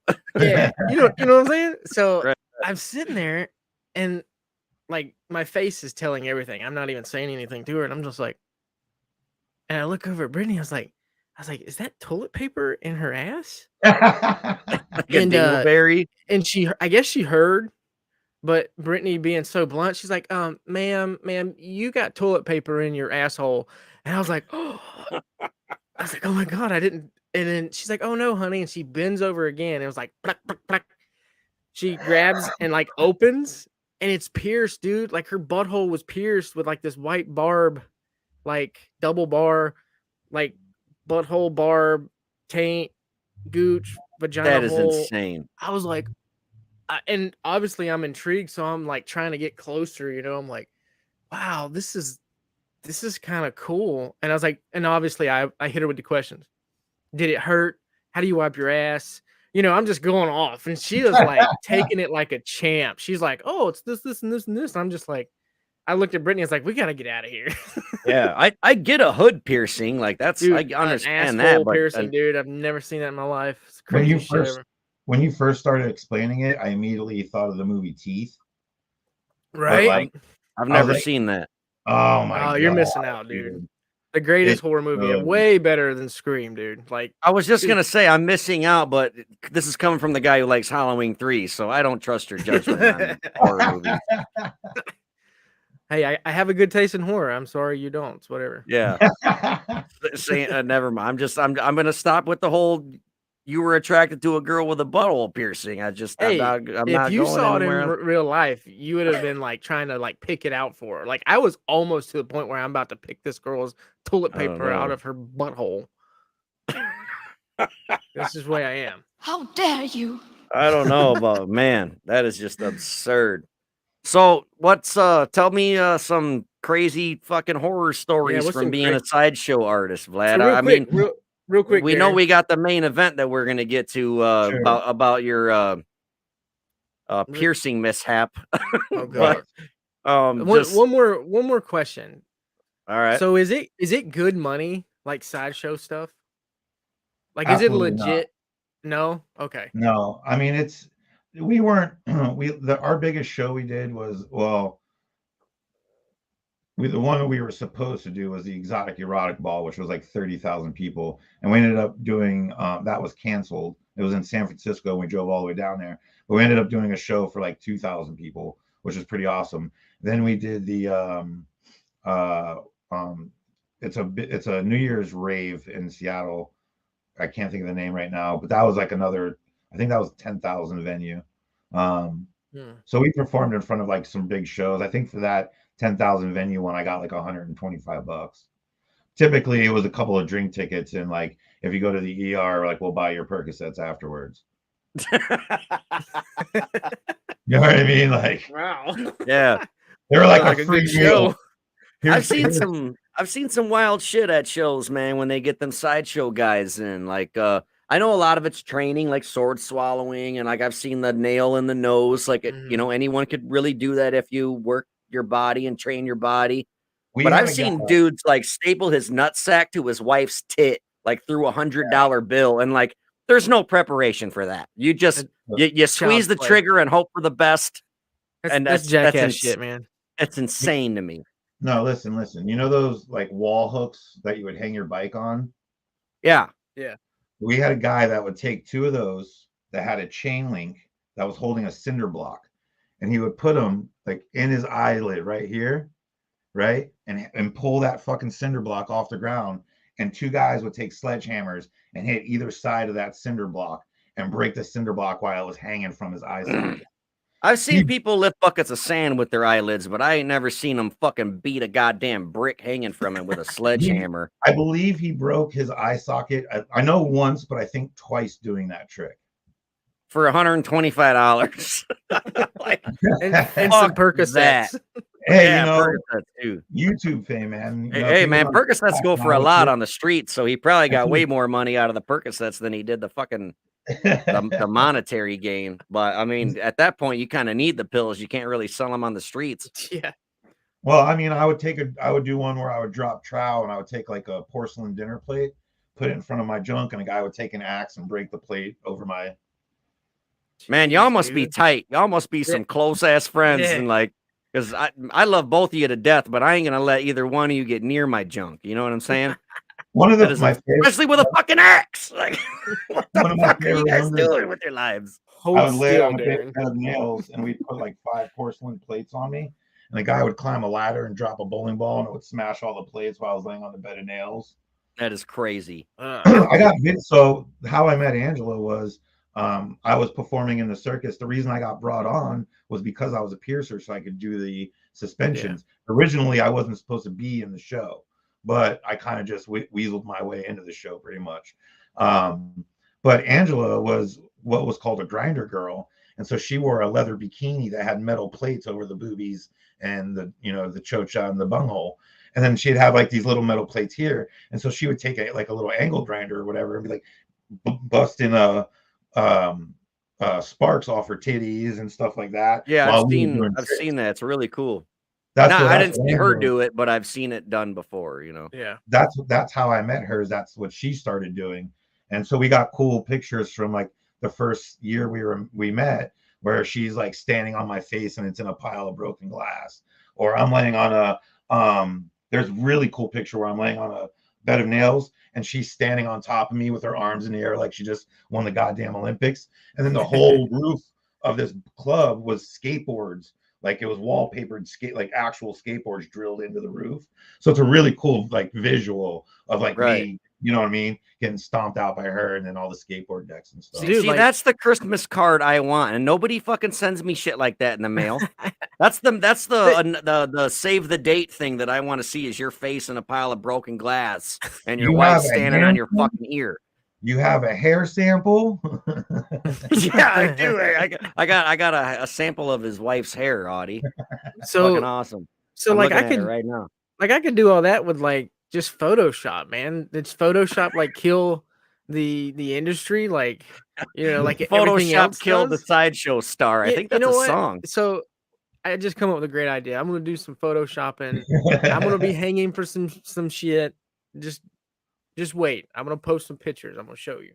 But you know what I'm saying? Like stuff like that. Like here you are doing all these crazy fucking pictures, and like at the time it was like, yo, this is real. But then you got those assholes that could easily Photoshop that. It's like, I mean, you can see it and be like, yeah, they're taking away from it. But if you're not really there, then it kind of loses. Yeah, like if you're not, I mean, but that's really anything, the experience of being there. For me and her was being there performing. Yeah. But there's people that were at the show that have that memory of it too. Yeah. And it's just like a cool photo of that her and I get to share from something cool we did. Right. That we had professional photographers that like really were into the art. Yeah, it's obviously not Photoshop. More or less, I was just painting a picture with just people being assholes and. Yeah, like me, sure. I would Photoshop me hanging from my taint, just to be an asshole. There are people out there who fake it, right? Like, because I've been to a place before and I saw a married couple do the sideshow thing, and like she was a pretty big gal and she's just stomping and jumping on broken glass, and I'm like, there's no way that's broken glass. Like she would be fucked up. Like, but it had a sound. I'm thinking it was like those clear gemstones that you can buy that you put in Right. a pot that you grow a plant in. You know what I mean? Like I know that there's got to be tricks of the trade, certain things you can So, do. like for instance, one of the tricks we did that was pretty simple, and if you think about it, it makes absolute sense. Is we would get a 10-foot rebar, and with the grinder girl would kind of grind down the end, but we would sit it right here in our throat, right, and then another guy down on the other end would put it in his throat, and then we sit there and we bend it with our throats. Well, a 2-foot rebar, you can't bend that. A 10-foot Right. rebar you can bend, Yeah. but as the girl is hitting it with the metal sparks are coming off of it while you're bending it and shit. It's more of the illusion, right? Yeah, it's fucking cool to see, man. Right. And like, You so know? for instance, one of the tricks we'll talk about is my dick ripping story. Yeah, And I'm ready when you are, dude. the trick to that, so the trick to this one, right? I had a Prince Albert piercing and I had it for probably 20 years. I don't know. But it was a 2 gauge. And I wore Hold on, before we say that, the Prince Albert, there's multiple dick piercings, like a Jacob's ladder, where right. they got barbells that go up the top of the shaft. When I was a piercer, I did a Jacob's ladder on a UFC fighter. You did Like what? straight through the head type I did a shit? Jacob's ladder on a UFC fighter. Oh, no shit. Yeah, his name was You know Jeff what sucks? We went up 8% in the last couple days on women listeners. I can't wait to see the percentage after this fucking episode. So thank you all ladies who watch and listen. But anyway, so Prince Albert, explain that exactly for those that don't know, that aren't familiar with dick piercings. There's really no nice way to say it. When you show us on the screen, use the small finger. This one. Actually, hold on. I just got something in the mail today that I think Oh will boy. work even better. Okay. So this is a Malcolm McDowell nose Clockwork piece. Orange. Oh, cool. The mask. Yeah. Yeah. I've never seen one of those. That's Yeah. awesome. Yeah. So Like, I got what- it yesterday did in you a big buy that? bundle. So there's a guy named the Angry Unboxing Nerd, Mike Tapp, and he's been a collector for a long, long time. And he did like a box. Like if you gave him so much money, you're guaranteed more value in your box than what you paid. This was one of the items I got. I actually But got. where does that mask come from besides him? Like, is that a Trick or Treat Studios thing, or what's the Danny story? Elfman, Pop. Oh wow, that's cool. So But I've this never seen a mask yeah, like this is that Trick from or the Treat Clockwork Orange. Studios. I did not know they existed. Now I know Yeah, what I'm dude. gonna get Malcolm McDowell to autograph that. That's amazing. Yeah. So let's get back on the Prince Albert Prince piercing. Albert Show us how piercing this is- works. You have a urethra here, which is the pee hole. The pee hole. Right. Well, back here, after it's been circumcised, back here underneath the head, there's a little sweet spot where before the shaft, right? Oh, I'm familiar with it. So the piercing goes in through the urethra and then comes out through that little sweet spot in the bottom. And it's typically like a ring or a little barbell. So you have a little ball. So when you piss, is it like a shower head? Like, yeah. Like, do you sit to pee because it's going everywhere? And if you hold it right, you can actually go like like a fucking sprinkler. Does it really do that or no? If you try hard enough. So your piss actually comes out like that. It'll hit the Like jewelry and fucking spray. Okay, well, since my accident, I am unless in public, I sit to pee. Make your joke now, you assholes. No. I ain't gonna make fun of that. Oh, you're quite a manly man. I'm not gonna make fun of you for sitting down to piss. You've had your dick pierced. I'm not about to compare each other's fucking dicks. I was like, It's simply because I don't want to clean up the mess. If you thought like boys had a hard time peeing in the toilet before a dick rip, once you have a dick rip, because the way it healed is like, when you take a hot dog and you microwave it for like 30 seconds too long, and it you get splits. that big old split in the end. That's what it looks like now. But it kind of makes the head of my dick look a little bit bigger too, so I'm not bummed about it. Oh yeah, I bet. So what's the scar tissue like? The sensation, is it still kind of sweet to have it, touched or whatever? So I'm trying not to be too graphic because I don't want to scare away the listeners, but I gotta know, man. Big rip. I love on the bottom. So actually, when you're circumcised, right? And I'm gonna get kind of scientific on you guys right now. But when you're circumcised, because you no longer have that protective layer of skin over the head, it gets desensitized from like rubbing on your jeans and just every day banging it around, right? So it Right. gets desensitized, they say like 80% compared to someone who hasn't been circumcised. Wow. Well, when you get older, if you get a Prince Albert piercing because of the location, it opens up nerve endings that have been pretty much shut off your whole adult life. So it brings back sensation that you lost because you were circumcised, or circumcised. So is that typically why people get the Prince Albert piercing? Right. It's to bring back sensitivity, but then it also kind of acts as like a French tickler for, your partner. For the lady. Okay. Right. Wow. But Because I know why, like, you get an eyebrow piercing or a septum piercing because it looks cool, but you don't really walk around with your dick hanging out. So I always wondered why people get their dick pierced. Depends what profession you're in, I suppose. the other thing is too is actually the how I ripped it out and everything Yeah. is an actual, even if you didn't have a Prince Albert piercing, there's a medical procedure you can get called a meotomy. And what it is it's a lengthening of your urethra. Is that when you're sick of having your Prince Albert and you're like, you got to get this me out of me, get this out of me? I'm sorry, go ahead. Typically, it's when you have a small urethra. It's like a lengthening of it, so it makes it easier, like less painful for guys to pee. Okay. But it's also an elective surgery you can have done to get back sensitivity.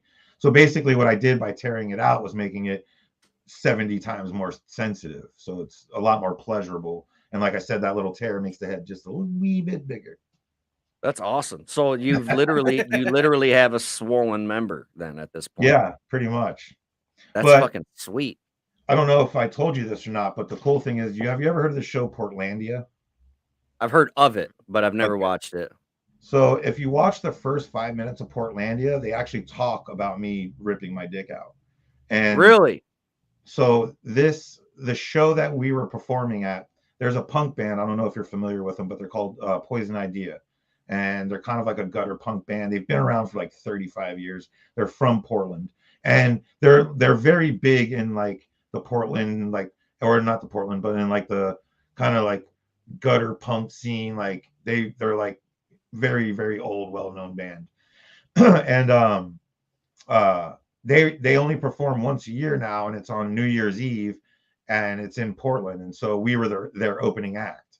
And so this is kind of like a big deal in Portland in the punk rock scene, was to be at this show. Well, we opened the show, and that's where I did my trick where I tore my Prince Albert out. And I'd say about 8 months later, the show comes on Netflix, and my phone blows up. They're like, dude, you got to go watch Portlandia. I'm like, what's up? They're like, they talk about you. I'm like, what? And he's like, another text, go watch Portlandia. They talk about you. I'm like, what the hell? So I go home, turn it on, and they talk about a guy picking up a car battery with his dick and tearing it out. And they say the Jim Rose sideshow circus, but it was actually us. So I don't know why they used the name, but they actually said Jim Rose when it was actually us. But is that a real sideshow company, the Jim Rose one? It is? Right. Okay. But there was writers at our show. So right. But yeah, so this is season 1, episode 1. It's right when the fucking whole... Yeah, they're walking through Portland, and the guy is explaining to the girl how weird Portland is and the weird things you'll see and how kooky it is or whatever. And he's like, yeah, you might see a guy, pick up a car battery with his dick. Like, you know what I mean? Fred Armisen. Okay. So I got to ask this, Vlad. Was it an Interstate battery or like an EverStart Die Hard? It was a Die Hard for sure. I had to go because I was about to say, if it was Interstate, you probably could have got a little bit of endorsement. Like I think Bobby Labonte was the one of the Interstate NASCAR drivers. They would just put like a bloody cup on the hood of their car, or no, it would just be like hey, who knows? It would be like Prince Albert and a blown out dick. I don't know. No, you could have made a lot of money off that, dude. I'd have been like, "Where's my royalty check, bitch?" Yeah, no shit. There's one thing I want to say, and then there's a question I want to ask. One, you talk about how weird Portland is. Everyone I know that's been to Portland's lived in Portland say it's fucking full of some strange individuals. I was watching a cartoon with my son. I think it was Superhero Squad. It's about Iron Man, Incredible Hulk, all the Marvel characters, but they're kind of like little kids. But anyway, they're all like standing around at a bus stop, and this old lady gets off the bus and sees Iron Man and all these guys hanging out. And she's like, "Ah, it's worse than Portland." Like, I was like, "What the I've fuck?" heard it. I've heard that People before. just dress up like it's a fucking weird town or what? There's this dude, and he was a part of that same wrestling show that we were on, and he wore like Coke bottle glasses that were like probably from the 60s. He still wore them in early 2000s. He was bald, but like had super long hair on the sides and was always like super greasy long. And he kind of had that Joey Ramone kind of posture. And he dressed in an Elvis outfit and walked around town with a ukulele, couldn't play a lick. And he was just like the town dude. You know what I mean? Like, Right. But it's a whole town of people like that.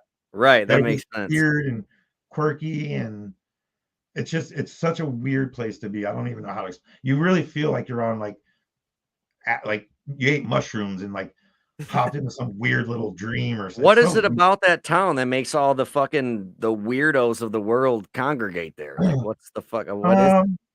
I think so the Pacific Northwest was actually like founded.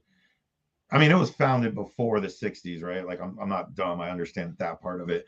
But a lot of people in the late 60s and 70s settled here because it was a very liberal place. They wanted to open like, forests to build their farms and grow their weed, and you know what I mean? So a lot of like weirdos from the 60s and 70s all like drove their Volkswagen vans up here and then pitched tent, and it's like they've just been eating drugs ever since. Right, and they're breeding, Anyway, and now their kids are fucking weirdos, So it's like yeah. some hills have eyes piercing their shit, but dick. Yeah, right. Like, it's hills Dude, like have eyes. Portland hills have eyes. It's like right here. You know Right. that band Heart? Yeah. So the chick with black hair from Heart, she like lives right up the road. And her daughter, I know her, I've seen her daughter, I've met her a few times. That girl is absolutely out of her damn mind. Like, Really? and I'm like, I'm thinking like Heart, right? Like they were huge in like the early 80s, so they were partying with like Motley Crue and shit. Like, yeah, Right. that girl's twisted, you know what I mean? Like that's how Wow. Portland, or that's how it is up here. So- Especially so- like considering like the grunge, like what's his name? Kurt Cobain's from like half an hour from my front door, you know what I mean? Like where he was Okay. born and shit. So it's like a very kind of depressed, drug-induced area of the country. It's always raining here, man. Like I've heard that the depression comes because it's always raining, and like one of the highest like cities with suicide rate or whatever is like Seattle. Like, yeah, so many people kill themselves in Seattle, and they say because it's always fucking raining, and it's people are always just bummed raining. out. It's gray out. You know what I mean? Like you get Yeah. 2 months of sunshine, and like other than that, it's like gray or raining. So You that's a know? real thing. It's not a stereotype. That's how it No. is, huh? That's Yeah, I wild. mean, like, it beats you down after a while. I mean, imagine like you're the worst, snowstorm lasting 10 months. Right. You know what I'm saying? Right. Like it starts to beat you down after a while when you Yeah. can't go out and get the vitamin D from the sun, and you know what I mean? But when it is summer here, when we do get those 2 months, we live in a forest that has like beautiful blue lakes and salmon swimming around. You can pick them up out of the water, and it's gorgeous for 2 months, but after that you're Ugh. fucked. 2 months. Mm-mm. So let's get back on this pee-pee Pearson ripping story here. So first of all, the one thing that I already said what I wanted to say about Portland and the superhero cartoon. My question was, why do they call it a Prince Albert? Do you know? Was there a story behind that? I think the original story that I heard was that the origin of the piercing was that Prince Albert had a little dick, and that at the time they wore these like tight. I know that wasn't spandex, but there was like kind of like a tight spandex white jean and tucked in a brown boot, tall brown boot was like the men's fashion, and so he didn't want to come off like smaller than the rest. If there's truth to that, I don't know. Okay. But that's supposedly where that came from. Okay. Now walk me through this. There's a battery on the floor, a ring in your dick. You got to take a chain. What do you use? Chain, rope? What is it? Yeah. So basically, and you hook your dick piercing up to this battery, and you just it's a short chain, and you just kind of stand up, or what? The chain, no, I could probably stand up with just the chain hooked and it wouldn't pull the battery off the ground. So Okay. what I normally did is I have, those little metal like little step stools, and they kind of fold, they're like that. Yeah. But they were like 2 feet, 2.5 feet off the ground. So Right. I'd come up on that, put it over, kind of pick myself up, and then pull it up off the ground and swing it back and forth. Dumb question. Does it hurt? Do you have to condition yourself to get better at this? Because I'm sure that wasn't your first time doing it, right? The first time I did it was right before a show. And basically the guy Noel, who it was his show, he like ran the show. Because I was just doing the piercings and sometimes, doing these little bit parts, I wanted something of my own that I could do. And so I went up to him and I was like, hey man, I think I can do this. And he's like, I'll tell you what, if you can go do it in front of all of us right now, I'll let you do it tonight in the show.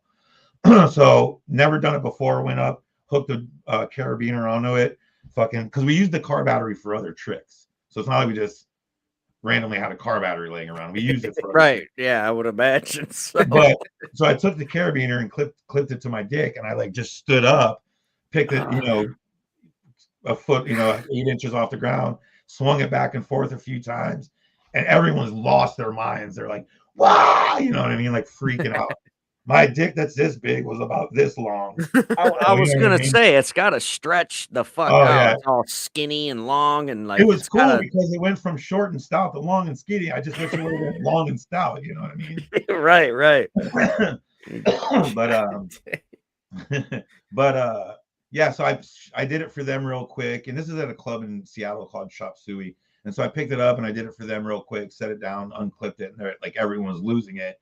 And so that night I did it in the show, and they were like, "You have to do it every time now." And Ugh. it was like it was uncomfortable. Like I definitely felt the weight tugging on it, but not to a point where I thought I was gonna rip it or like tear the piercing out. And so I'd done the trick a bunch of times, but this one show, like I said, we were performing down in Portland and we lived in Seattle, and that stand that I would normally do the trick on, someone left in Seattle. So when we got there, when we realized we didn't have it, we had the bed of nails, which is, a much, much higher off the ground. And so I was like, all right, I'll stand up on the bed of nails, pick up the thing, do it, and then boom, we're done. Well, I get up, I'm on the bed of nails. They put the battery on the bed of nails, and I clipped it, put it over the edge, and start swinging it back and forth. This is where I fucked up. This is where I fucked up. So instead of just grabbing the chain and putting it back on the um, uh, bed of nails and just unclipping it, you know what I mean? That for whatever reason that didn't occur to me. I grabbed the chain in my hand. I think it was one-handed actually. Grabbed the chain in my hand and jumped down off the bed of nails. Oh When no. when my feet hit the ground, the chain went through my hand True. and pulled the jewelry right out with Ah, it. Did you There's faint? actual there's actual video of all of this. I'd have fainted. And I'm trying to get my hands on a copy currently. I'll be back, guys. Keep talking amongst yourselves. Right on. And so in the video, it literally showed because I had my boxers on and it showed my dick like snake its way back into my boxers. And Like, piss them out. yeah, and it was like snakes back into my boxers, and it like freaked me out, right? Because at first it didn't occur to me. I'm like, how come that's not no longer? I didn't think about it ripping out, and then I barely looked at it, stuffed it in my pants, and zipped up my pants. And the MC, looks over at me and he goes, "Hey man, are you all right?" And I'm like, "Yeah, man, I'm good." He's like, "Are you sure?" And I'm like, "Yeah." And at that point, I was supposed to go back and start putting the needles in my buddy to put the hooks in them to go finish the show. So I get back there, he runs back and he's like, "Hey man, are you okay?" And I'm like, "Yeah, man, let's sit down. I'm like, let's get these hooks in you." And so he sits down and you have to massage where you're going to put the hook in to Yeah. separate the skin from the fat layer. So I'm like kind of massaging him and I lean back and I hit my head on the wall. And he like flips around. He's like, "Dude, are you okay?" I'm like, "Yeah, man, I'm fine. I'm fine." Started doing it again and boom, I hit my head on the wall. And he's like, "Dude, you are not putting needles in me right now." He's like, "You need to go to the hospital." So Yeah. I'm like, all right, man, whatever. So we took a bunch of like paper towels and like wrapped it up. They put me in my buddy's car who lived in Portland, and we went to I don't remember, it's in southeast Portland somewhere. We went to the hospital. We get to the hospital and they bring me in. And this is, so now keep in mind, this is like 11 o'clock on New Year's Eve. They bring me into the hospital and the nurse is like, what's wrong with him? They're like, he had a circus accident. A car battery tore his dick in half. And the girl's like, oh my God. And like, seriously, the whole time I'm sitting there, my pain level, I don't know if it was out of shock or anything, but really I was maybe at a 1-2. Like it hurt, but like I had headaches that were worse. You know what I mean? So I was like, I wasn't freaking out, but everyone else was freaking out around me. And so she rushes me back. There's people out there like arms broken in half and shit. And she like rushes me back. So she gets me back there. And this, I shit you not, the male nurse comes in. I got to take my hat off for this. This male nurse comes in and he walks in. He's like, show it to me. I have it like zipped up and wrapped up. I'm like, this is your job, man. Like, why are you scaring me? So I unwrap it and he looks at it and he's like, oh my God, like freaking out again, you know, like, oh shit. Yeah, your And typical like, ER employee has seen some shit. And for that, I mean, I guess, yeah, they probably got PTSD from that. Thanks a lot, like, Vlad. Why did you send me a male nurse? Right. That's yeah, that's even worse because a man is just going to sit there and try to imagine what you're going through right now and just be fucking traumatized for it. So I unwrap it. He looks at it and he's like, let me get you some pain meds. So he immediately comes back and shoots me up with Dilaudid. I don't know if either of you have been on Dilaudid, but it's my favorite drug in the hospital. It's immediate relaxation. Right. But so he shoots me up with Dilaudid, and I'm like, okay, I'm like trying to relax. They go and there's several doctors that look at it, and finally they come in like 12:30 or so, and they're like, look, you need surgery, and we can't do surgery till tomorrow. So we're going to keep you comfortable all night. There's somebody's going to come in and they're going to give you the Dilaudid. And if you need a Percocet, we'll give you a Percocet. And I'm like, okay. So I'm sitting there. I'm like, it's New Year's Eve. I'm stuck in the emergency room. I'm going to have a good time. Like, fuck this, right? I was all by myself. I'm having a good time. So the lady comes in, hits me with a Dilaudid, comes back an hour later, like, you need a Percocet? What's your pain level at? 9. Throw me a Percocet since you leave. Come back a little bit later, hit me with the lot, and come back a little. What's your pain level at? 9. There was one point I was dead ass asleep. She woke me up and asked me what my pain level was at. I told her it was an 8. She hit me with the lot, and I went back to bed. Man, my mentality is I'm in the emergency room. They're not going to let me OD, so I might as well like see have as much far fun you could take it. So I was partying with the chicks the whole time, like the nurses and stuff. I'm all like, you know what I mean? High as shit, talking shit, fucking having a fucking. Everybody wanted to come in and talk to me about the accident. Meanwhile, you got an open wound because you had to wait for a surgeon to come in. So your dick's just split. I mean, remember those? God damn. Did they give you a catheter? Like, how would you have to piss? What the fuck? That didn't come till the morning. Imagine if you took, like, remember those firecrackers, lady fingers? Yeah, yeah. You put one of those in the tip. That's kind of what it looked like. Pow! And then so I got 20 stitches and a catheter in the morning that put me into surgery. They knocked me out for it. 20 stitches, 10 on the inside, 10 on the outside, and a catheter, right? So they wrapped me up, you know what I mean, with the catheter on me. I actually did a photo shoot with the catheter out, which was pretty fun. But I was riding like a lowrider bicycle and I was wearing an Eddie Munster shirt. It was fucking dope. That sounds amazing. I'll show you some pictures. But so we should post that up for our Patreon. If you're okay with this, I'd love to put this kind of stuff on for our Patreon subscribers. Oh yeah, I got a bunch of pictures from that photo shoot. I got one, you know, those little wooden box cars. I'm like sitting all gangster in a box car with my foot out, and you can see a big pee bag on my ankle. Why is none of this on an album cover? What the fuck? Like, somebody hire this man and pay for these pictures just so I can see him on the cover of a fucking CD. But so the next day they released me from the hospital and they're like, look, we're going to shoot you with Dilaudid one more time and we're going to give you a prescription Percocet to take home with you. So I'm like, okay, cool. So I walk out, fill my prescription. And the whole time I was I'm a big like clothes nerd. I love buying clothes, like brand new clothes. Okay. It's my passion. And I was trying to convince everyone, like, we're in Portland. We need to go shopping while we're here. And they're like, dude, you just ripped your dick in half. You have 20 stitches in your dick. We're going home.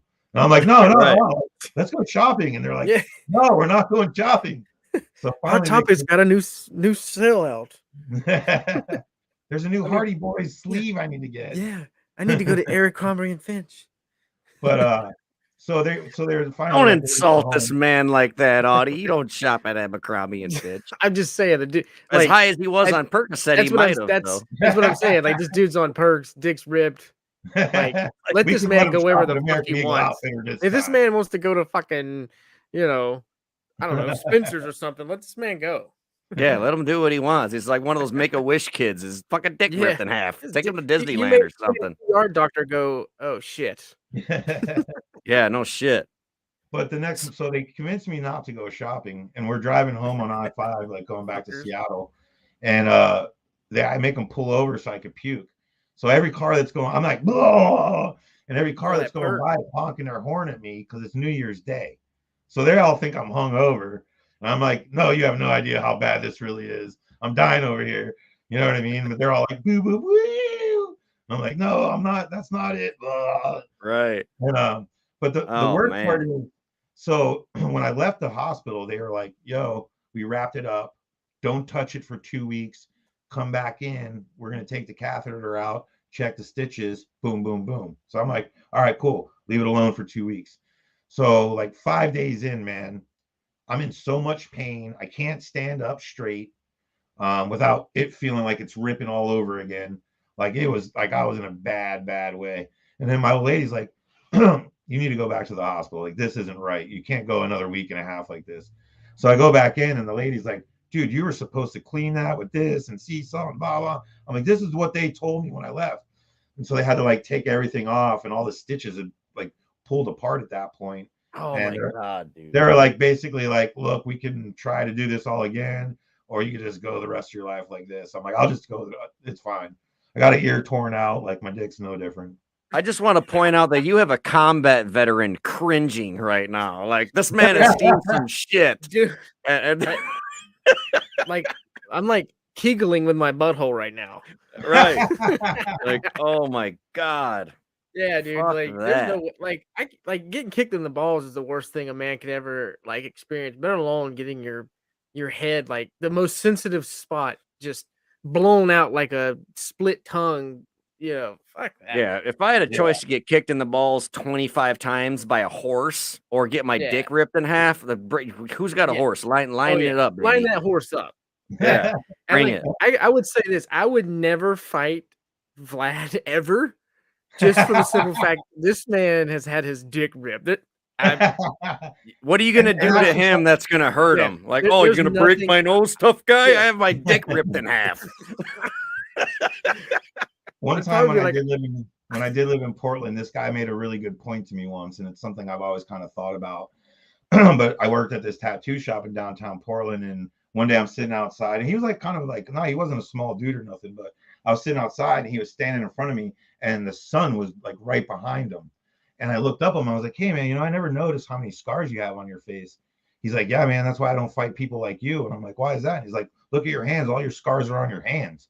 And I'm like, and at the time, I was kind of young and pretty. So I was like, my face wasn't as beat up as it is now. So I got it. But I was like, looked at my hands. I'm like, man, he's got a good point. Always check somebody's hands. Yeah, because that's from teeth and eyebrows, man. Yeah. All them scars. You just one up too, Vlad. Like, now you got like that gone. So it's like, yep. I'm telling you, dude, it's my Bond. I'm becoming a Bond villain. Slowly but surely. When I finish my platinum teeth, you know what I mean? I got the scar on my face already, Yeah, dude. I ain't fucking with you. I ain't getting into no fucking mosh pit with you. I'm like the most like if any prison movie you've ever seen, like I would have been perfect as an extra on Sons of Anarchy.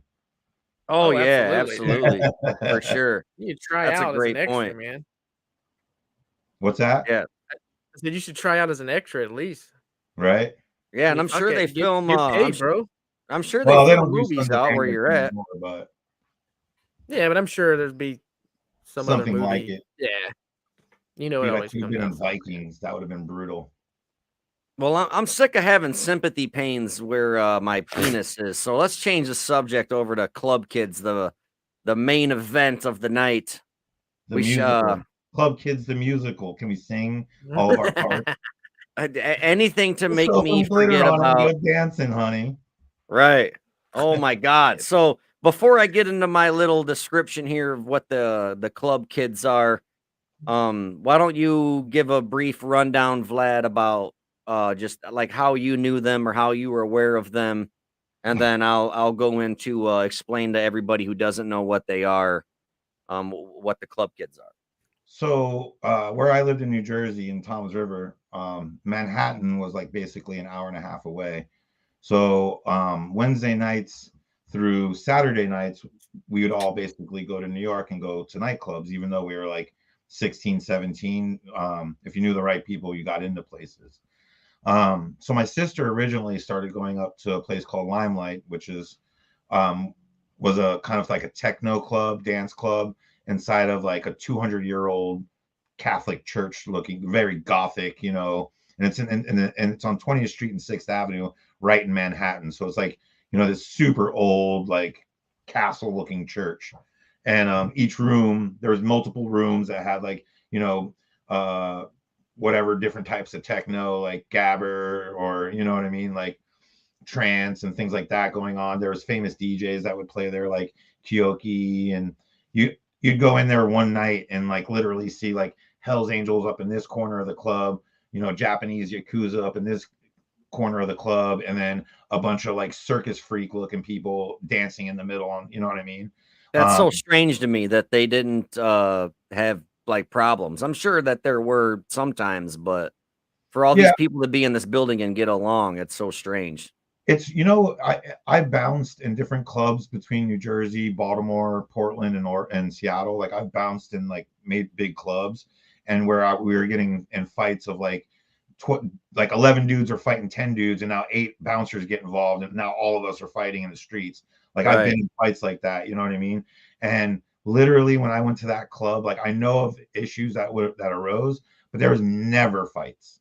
Nobody was And ever fighting And anybody. you would think, especially with somebody like the Hells Angels being there, like there probably wouldn't be much of fights. It'd be guns and padlocks tied to the ends of bandanas, and like people are Right. getting hurt. And in situations like that, it's like it's hard to tell who your enemy is. I know some of them were big burly biker dudes, and the other guys are Asians, but it's like when you're involved in a situation like that, it's like everyone's your enemy because all you want to do is walk away and survive. Right. Well, and It's I think fucking wild. just the energy of the club and the people that were there and the things that were happening in the club at the time were kept it from becoming like an angry or violent Right. atmosphere. You know what I mean? Like it even when someone I would see like people like freak out on drugs, there were people that were there to take care of them, and it was like squashed like really, really fast. They were taken care of, and there was no more issue. Like, because the biggest issue that club would have had, being that they sold drugs internally, would have been the police being there for a fight, or of someone high on drugs who couldn't control it, and the police or an ambulance were going to need to be called. Like that was their biggest, issue, was if that were to happen. So anytime that there was anything issue, like there was something small, it was dealt with so fast that no one knew it happened, and it was, everything just kept moving. Okay, that makes a lot of sense. Yeah. Um, So I'm gonna basically tell the listeners who the Club Kids were of my little script here. Sometimes I like to do scripts. I do my own little research, and I want you to feel free to butt in whenever. If I say something that reminds you of something and you want to elaborate on it, or if I say something when you're like, "Oh, actually, that's not true. This is what really happened." Please feel free to butt in. And this is basically I'm really excited to hear you talk about all these things because I only know about it from what I read on the internet and what I've seen in movies. And let's just have a conversation about the Club Kids. Cool? Sure. I'm into it. All right.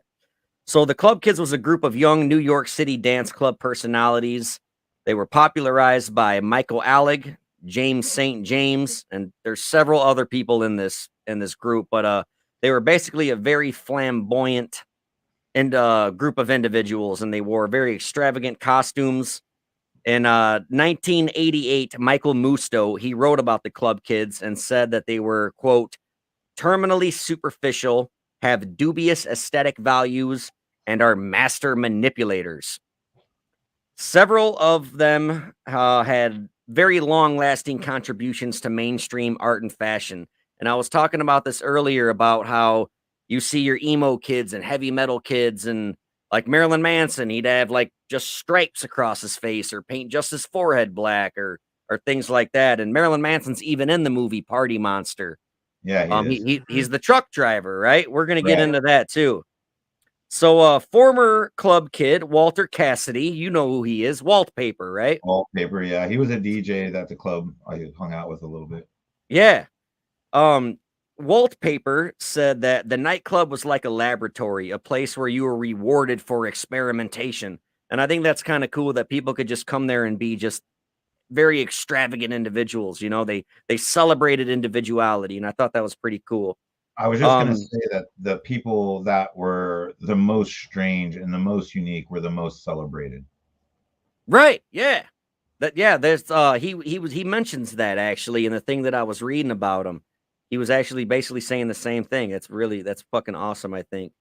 So Michael Alec was kind of like the leader, I guess. Would you agree with that or no? Like Yeah, what I would mean, he ran the most popular club on the most popular nights in New York in the 90s and the late 80s and 90s in New York City. He was the promoter, you know what I mean, for the biggest thing happening in New York City at the time. right. He came from he moved there in 1984. I think he's from South Bend, Indiana. And Yeah, he started hosting like small events. And so how accurate do you think the movie Party Monster is when he meets the character played by Seth Green? Who did Seth Green play in that movie? I forgot. James What St. James. That's what I Yeah. thought. Yeah. Yeah. So was James St. James really like jealous of him how fast Michael took over? Because James St. James was kind of the man at first, right? And then Michael came in and kind of took it over, or is that true or no? That's pretty much how it went. James St. James still, I mean, they were on a very um similar plateau, I guess you could say, as far as like popularity and who knew them. Because Michael worked at, was the promoter for Disco 2000. He was like the number one guy, but he really became the number one guy by learning from James St. James. But in the club, like there was an outside world view of who was the top dog, and then there was the reality where Michael was the more flamboyant in your face, personality, and James St. James was a little bit more reserved, but still swung the same amount of weight, if you will. You know what I mean? Okay. Yeah, that makes sense. So later on, when it all started to kind of meet its own demises, would you agree that it was because Michael Alex started adding drug dealers to the roster of the club kids? And because like we all know, Michael later became plagued by drug use and everything. And Right. why do you think he was bringing in drug dealers into the club kids? Like, I don't.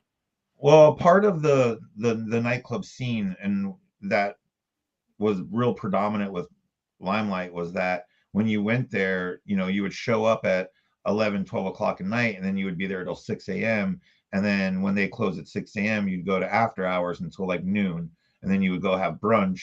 And once you were go to brunch, then you would go home and go to sleep. So that was like your day. You know what I mean? Right. Um, but so a lot of times it was, well, in Limelight, there was a drug, like there was always drugs in the New York like club scene, but they once they started selling within the like people that worked there, worked at the club, when the club started providing the drugs, I think is where it became a problem, because then it was like more and more and more.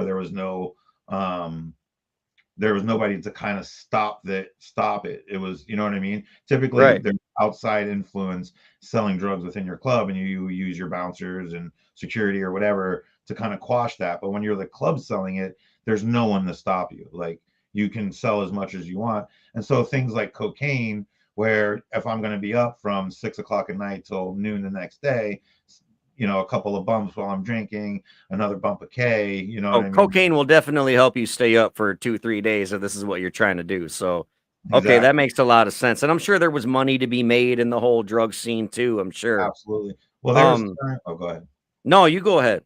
There was times like, honestly, I would go, this is before I started working there.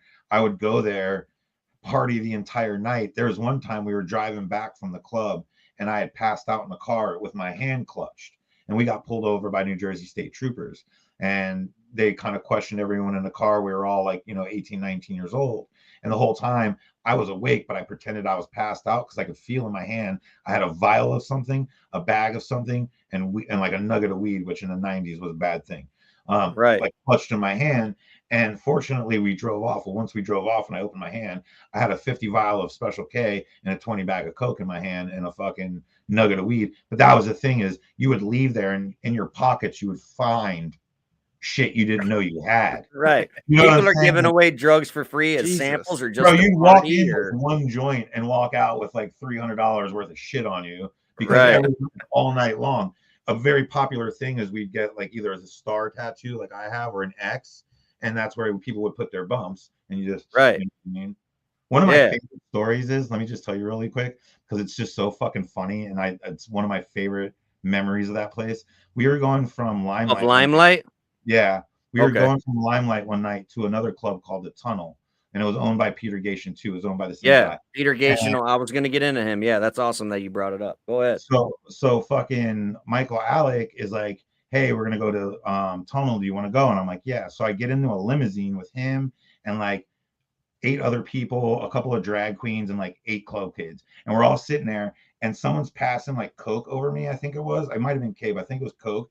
And somebody else was walking by, hit it, and it fell all over my lap. And I shit you not, I had 2 drag queens, fucking 3 club kids trying to snort their shit off my lap, and the whole time. And so listen, so we're in a limousine. So I go like this, and I look back, just kind of like fucking high off my ass, and the whole ceiling is like a globe like laid out, and all the little dots, all these little lights are the main cities. And I was just like looking at it like, this is the best time of my life. You know what I mean? Like I was just like losing. I was just so stoked. Like all these people are snorting drugs off my crotch, and I'm just like, woo! It's one of my favorite memories of that place. No, that's an amazing story. That's fucking awesome. Well, let me just tell you really one other quick one real quick. All right. When I was telling you how like we used to go out all night and go to brunch, right? Yeah. Are you familiar with the Guinea Pig series, the Japanese gore flick, the Flowers of Flesh and Blood? No, that doesn't even almost sound familiar. Okay, so back in like the early 80s, this Japanese guy was making these like gore movies where it was like mutilation movies. And so one of them, it was called the Guinea Pig series, and one of them's called the Flowers of Flesh and Blood, where this guy, the movie is just like the first 10 minutes, this guy like creeping on a girl, like kind of watching from the bushes or whatever. Well, he kidnaps her, drugs her, takes her back to this like warehouse, and like chops off her body parts while music is playing in silence. And it's for the time period. Now, if you watch Faces of Death now, you're like, this is stupid. And back if you watched it when it came out, you're like, oh my God. And that's kind of like how this movie was. If we watched it now, we're like, how on the earth? But listen to this. Charlie Sheen watched this movie. He thought it was real, and he called the FBI. The FBI raided this dude's warehouse, and he had to go to court and shit and prove that he didn't really kill this girl. It's kind of similar to Cannibal Holocaust, where they thought he had murdered somebody. I've heard this story on another podcast, honestly. I don't remember which one it was, but yeah, Charlie Sheen was so high out of his mind, he was convinced he was watching a snuff film, right? So we're out to brunch one day, and this is before I knew about the Charlie Sheen aspect of it. Okay. But I was told that night we were going to watch a snuff film, and it was Flowers of Flesh and Blood. And so for fucking like the longest time, I thought I saw a snuff film until I found out it was a regular movie. Okay. So disappointed. But I was out at lunch with like Michael Alec. That's who those are the ones who told me about the snuff, but it turned out to be the Charlie Sheen fucking bullshit. Like, so you watched it with Michael Alec, and he's the one who told you about this movie, and he told you it was a snuff film? We really thought it was a snuff film. So he thought it was a snuff film too then? At the time, right. This is like 90. Okay. Y'all some weird motherfuckers, man. Yeah, you party with some I don't think I'd ever party with you. Do you remember in 1994, the scene started to die down when Mayor Giuliani, is that how you pronounce it? Giuliani? Mayor Giuliani took office. Mayor Giuliani.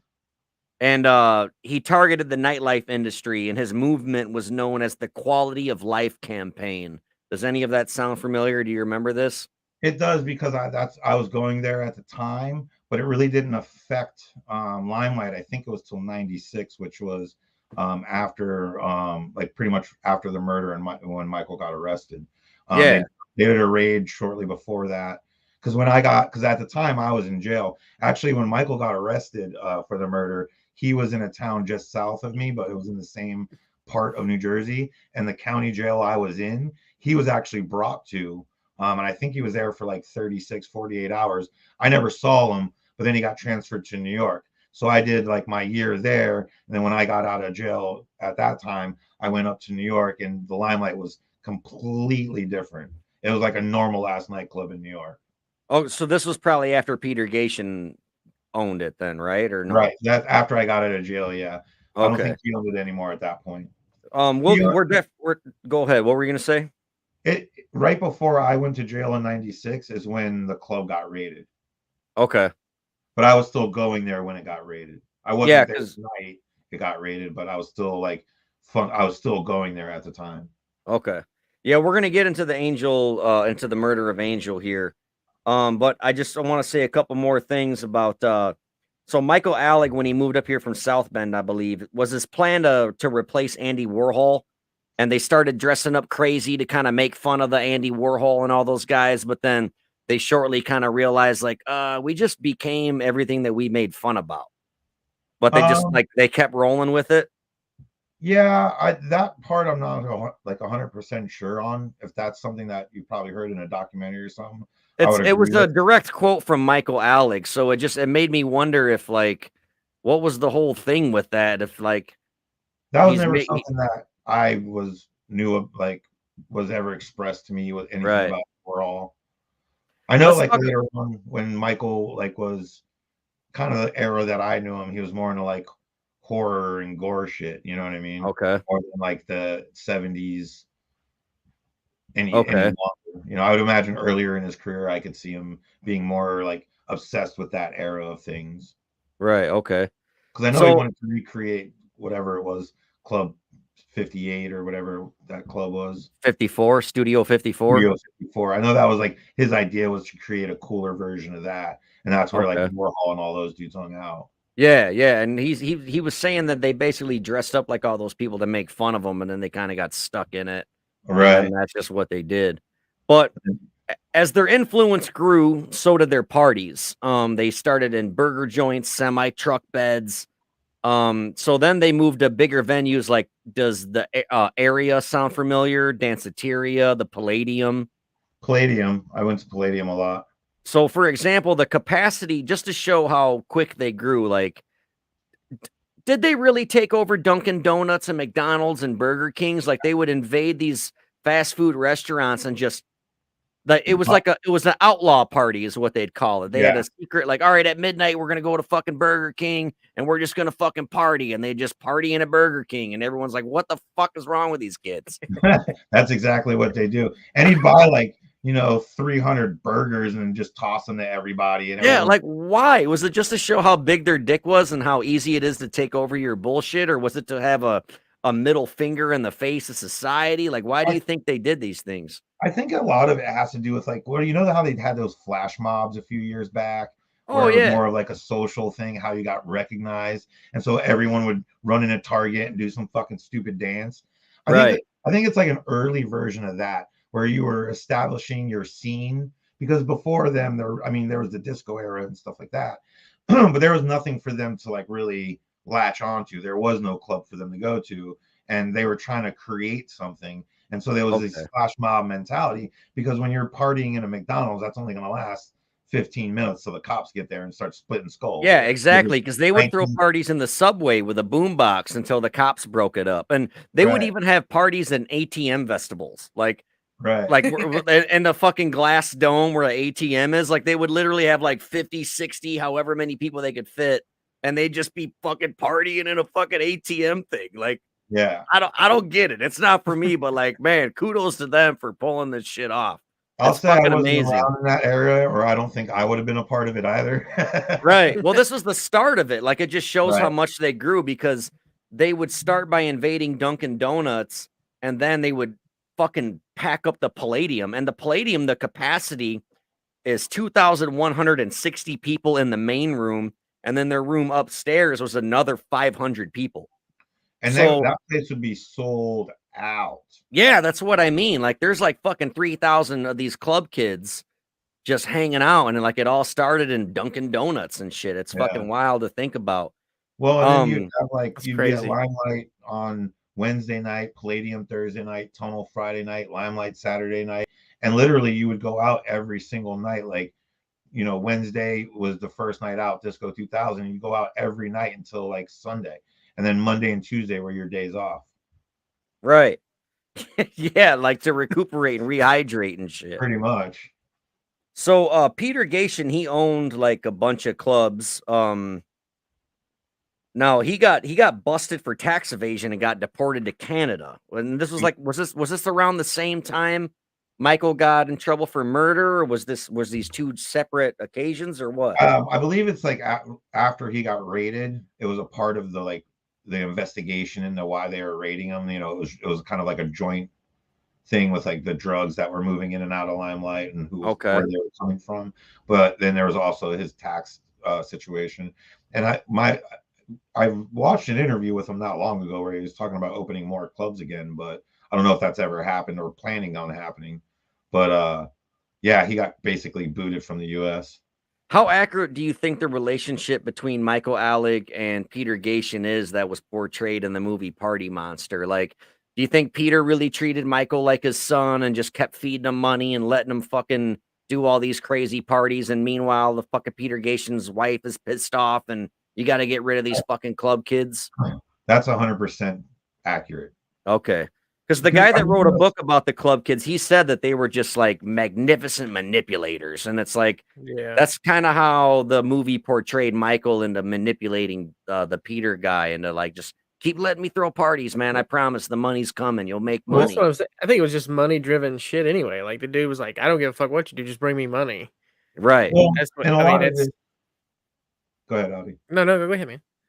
A lot of it was that, but I mean, like regardless, if you were the Peter or Michael, they were both making a ton of money. And once that money came in, it's not like Peter was saying, Michael, stop selling drugs in my club. He's like, let's make more money selling drugs in my club. Because let's be honest, Michael wasn't the one who was like getting the drugs and bringing them into Limelight.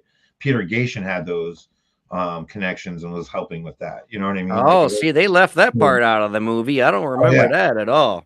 It wasn't solely Michael that was bringing him in. Like Mike, they made it look like it was all Angel, because in the movie they kind of portrayed Angel as like the fuck off kid. Like, you got to pay your dues. Like, they kind of treated him as a prospect.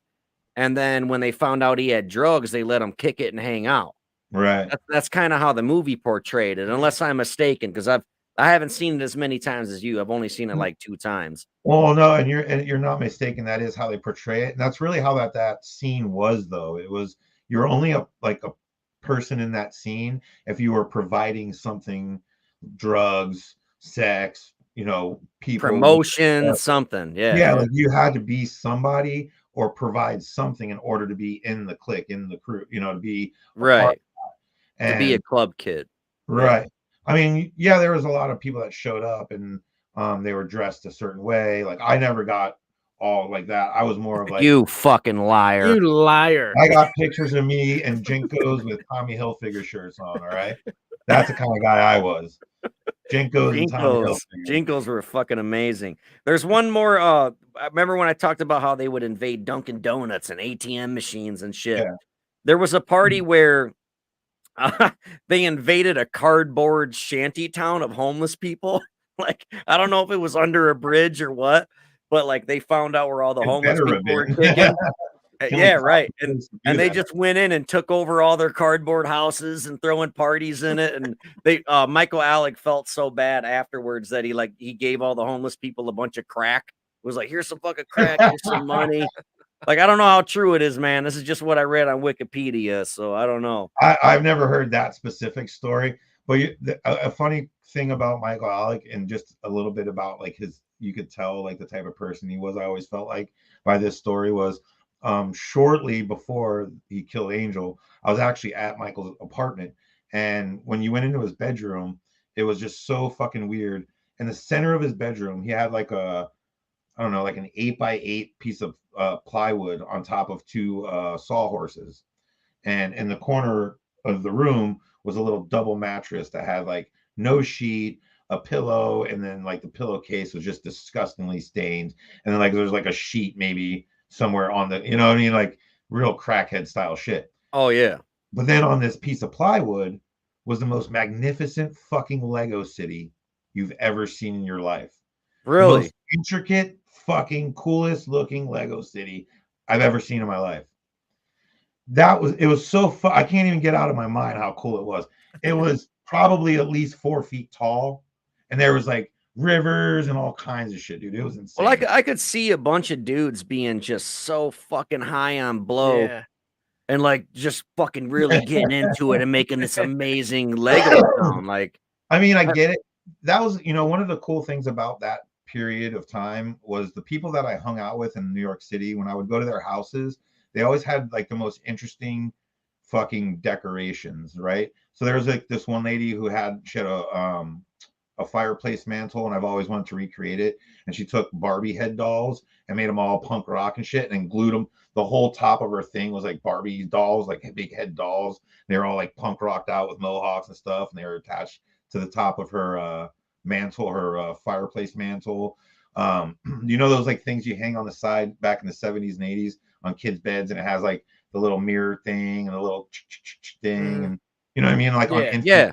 Like one guy had a whole wall in his house completely covered in those things. Like he collected like 100 of them and covered a whole fucking wall in them, and just really weird. Like you go in and people's houses were just like pieces of art almost, like, you know what I mean? Right. Wow. It didn't have live, laugh, love on the fucking wall. It had Exactly. Right. That's a good point.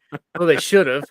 Yeah, maybe those were some things that they should have fucking followed by, and Yeah. that they wouldn't all be fucking ended up dead and shit. Well, So we're at 2 hours in. I definitely want to talk about the events that happened on March 17th in 1996 when Angel got murdered. And I know that you knew him.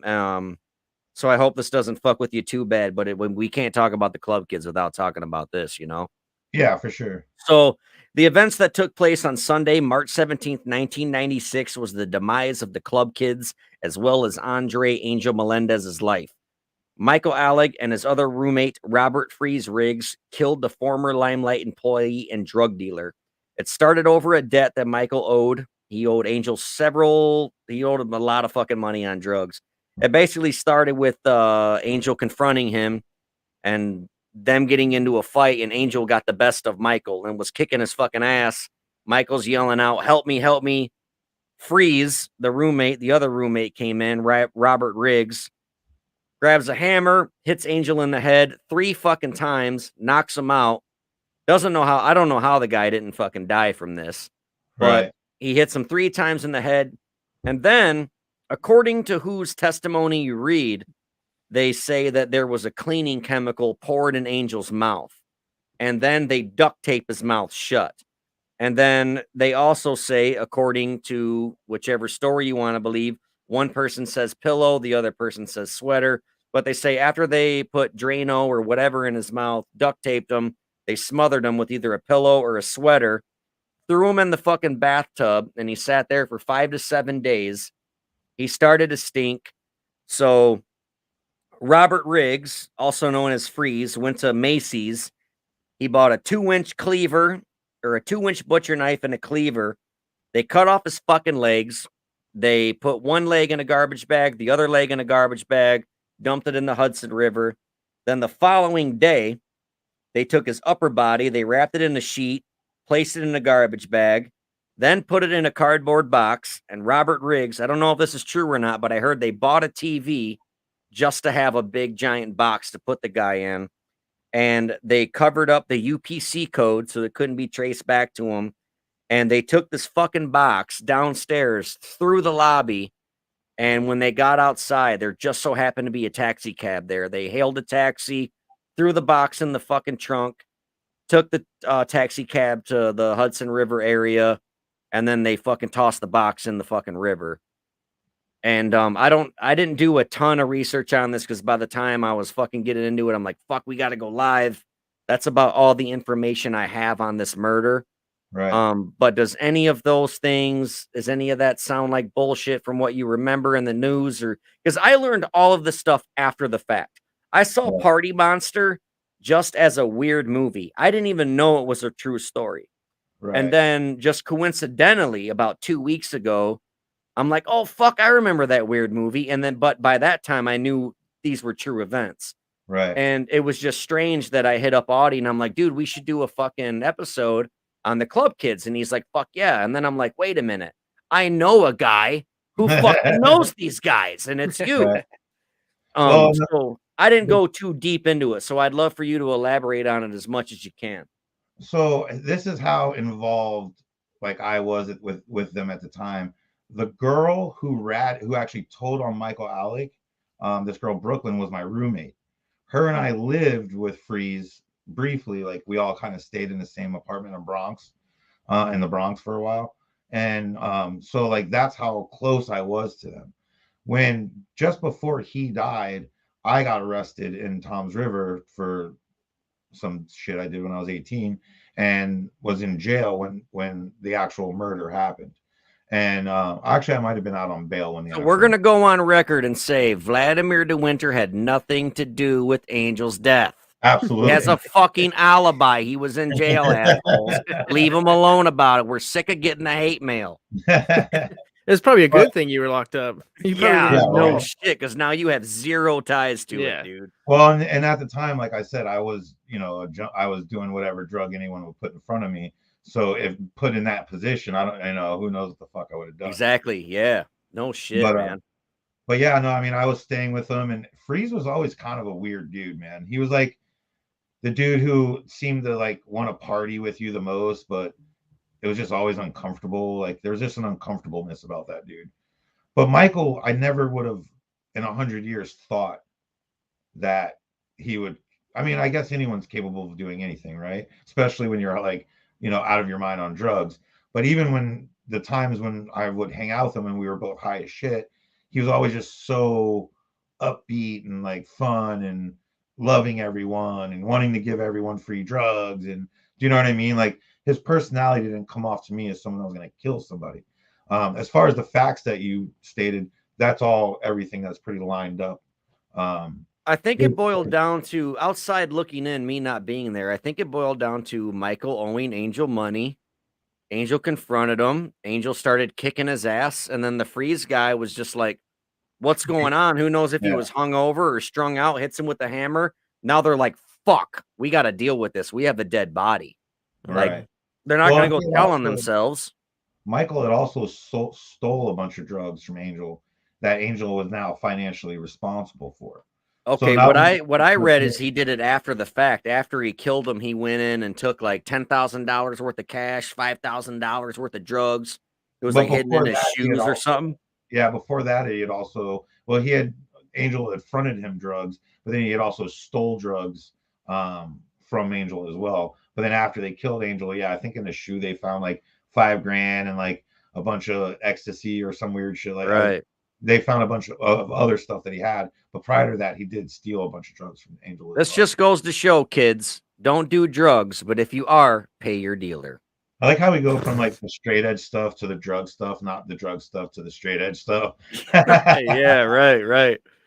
So how accurate, you knowing Michael and St. James or whatever, and Angel Melendez, how accurate were the actors in this movie portraying these people? Was because I always thought, like, even outside looking in, not knowing these people, I'm like, Macaulay Culkin and Seth Green are really overdoing it right now. Like nobody acts like that. Right. I know gay people can be flamboyant and fun, but these two were just like, man, how accurate were they portraying? They killed it, man. Absolutely. No, was that pun intended or no pun intended or what? Yeah, it's a fun movie, like but movie. how? No, me too. It's a fun movie, but was Michael Alec really the way Macaulay Culkin played him in real life? Was he really like that? He was extremely flamboyant like that. Very, talked with his hands a lot. He's very had a feminine touch to his voice. James St. James was a little bit more reserved in real life than how Seth Green played him. And he tried to like get that essence, but it's I don't know how to explain it, but there was more of a formality when it came to James St. James, more like, you know what I mean? Like Right. there's a way you eat, there's a setting you put down on your table. Much more refined, I guess would be the term I would use in comparison to how, Structured. yeah. Was their Yeah. apartment as shitty as they put it in the movie? Was it kind of run down and kind of a shithole? Well, like I said, the one that, the one I went to the most that Michael Alec lived in with the Lego City, that place was not like a shithole. It was basically it was in a really nice apartment building, and that was like, I think like 25, 30 stories tall, but it was like a shithole with inside of a nice apartment building. Mm. St. Because you gotta, James is dead also, is he not? Is he dead no, too? he's still No, alive. he's still alive. He's He's weird. still alive. So Michael Alec is the one that died just 2020 on Christmas. Yeah. Christmas Eve 2020, shortly before midnight. He died at his Washington Heights home from an accidental heroin overdose at I don't know, 54. picture. This guy is Yeah. 54 years old, still out in the world doing fucking heroin, man. Isn't that wild? Yeah, he That's got out of fucking prison and was crazy. chasing that dragon, man. Well, yeah, I mean, Yeah, you no gotta shit. keep in mind when he was probably doing drugs, most of the time he was in prison too. Yeah. Yeah, well, Charles Manson said there's sex and drugs in prison, Fuck so yeah. Yeah, that was actually, think like that girl Brooklyn, and the show, I think her name is Tia Leone, if I remember. Is that her name? I think so. Yeah, Tia something. She's in Orange is the New Black. She played in Beverly Hillbillies. and Kids. She played in Kids too, didn't she? yeah, the girl in Party Monster wasn't kids. I remember Yeah. that. I'm like, man, this girl's No, familiar you as guys are fuck. thinking of the other chick. There's Well, the girl there is a with girl the in weird Party dreadlocks. Monster that was also in Yeah. Kids, but it's Yeah. not the girl you're talking about, right? Yeah. Here's a funny connection to Kids. The black kid who skates and he pulls his dick out and whips it around. Yeah, he's a real professional skateboarder, actually. He was a professional skateboarder and he was a fucking busboy at Limelight at the same time. Really? Oh wow. Yeah, I shit you not. I like From that what- movie, Kids. Dude, from what I understand about the movie Kids is none of those people were actors. Like they were making this movie in that town or wherever these people were from. Manhattan. Yeah. Yeah, and they gathered these real kids from the city and was like, you're gonna be in the movie, you're gonna be in the movie. And Rosario Dawson was like, I never acted a day in my life, and I had to ask my mom and dad if I could be in this fucked up ass movie.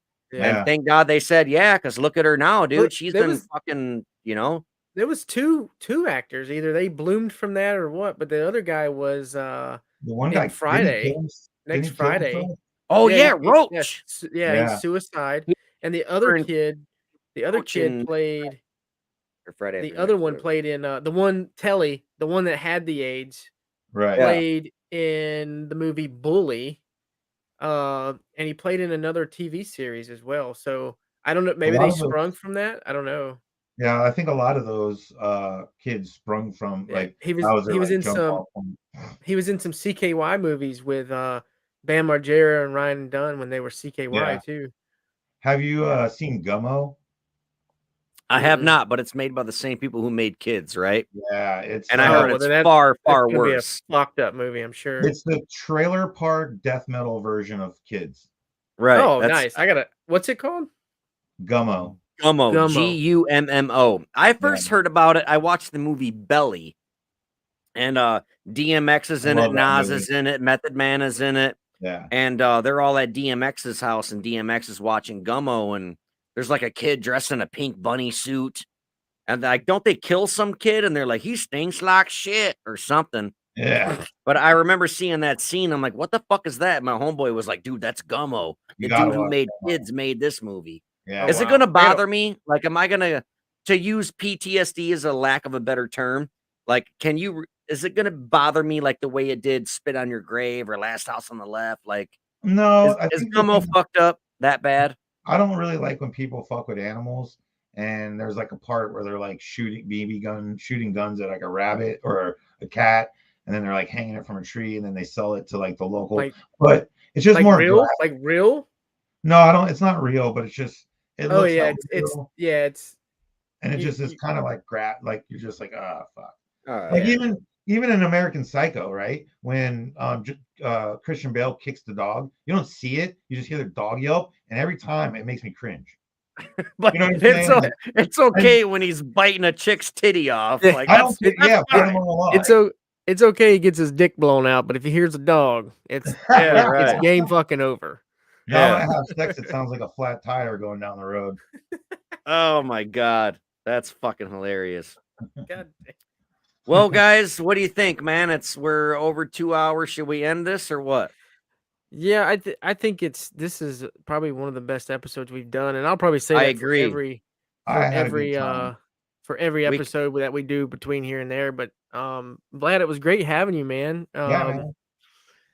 I Interesting truly stories. appreciate you coming on. Yeah, you're a very interesting guy. Thank Yeah, you I so don't I much. appreciate I it. don't think I'd be able to tell thousands of people about my dick getting blown out. About your Right. over microwave dick. Yeah, Yeah. I don't think I'd be able to. But before we let you go, man, let the listeners know where they can pick up your Zompire box, man. So basically, we sell through Store Envy. So it's just zompire.storeenvy.com. We do have a YouTube channel where we do post stuff. And as always, on Facebook, we have the Zompire Horde community page and the Zompire page that you can follow. Yeah, that's pretty much the stuff I'm doing. I actually, oddly, I know both of you because I started unboxing videos. You guys were doing unboxing videos, and since I started Zompire, I felt like it was a conflict of interest to unbox other people's boxes, and so I haven't done one through my Vlad the Rad Productions in 2 years.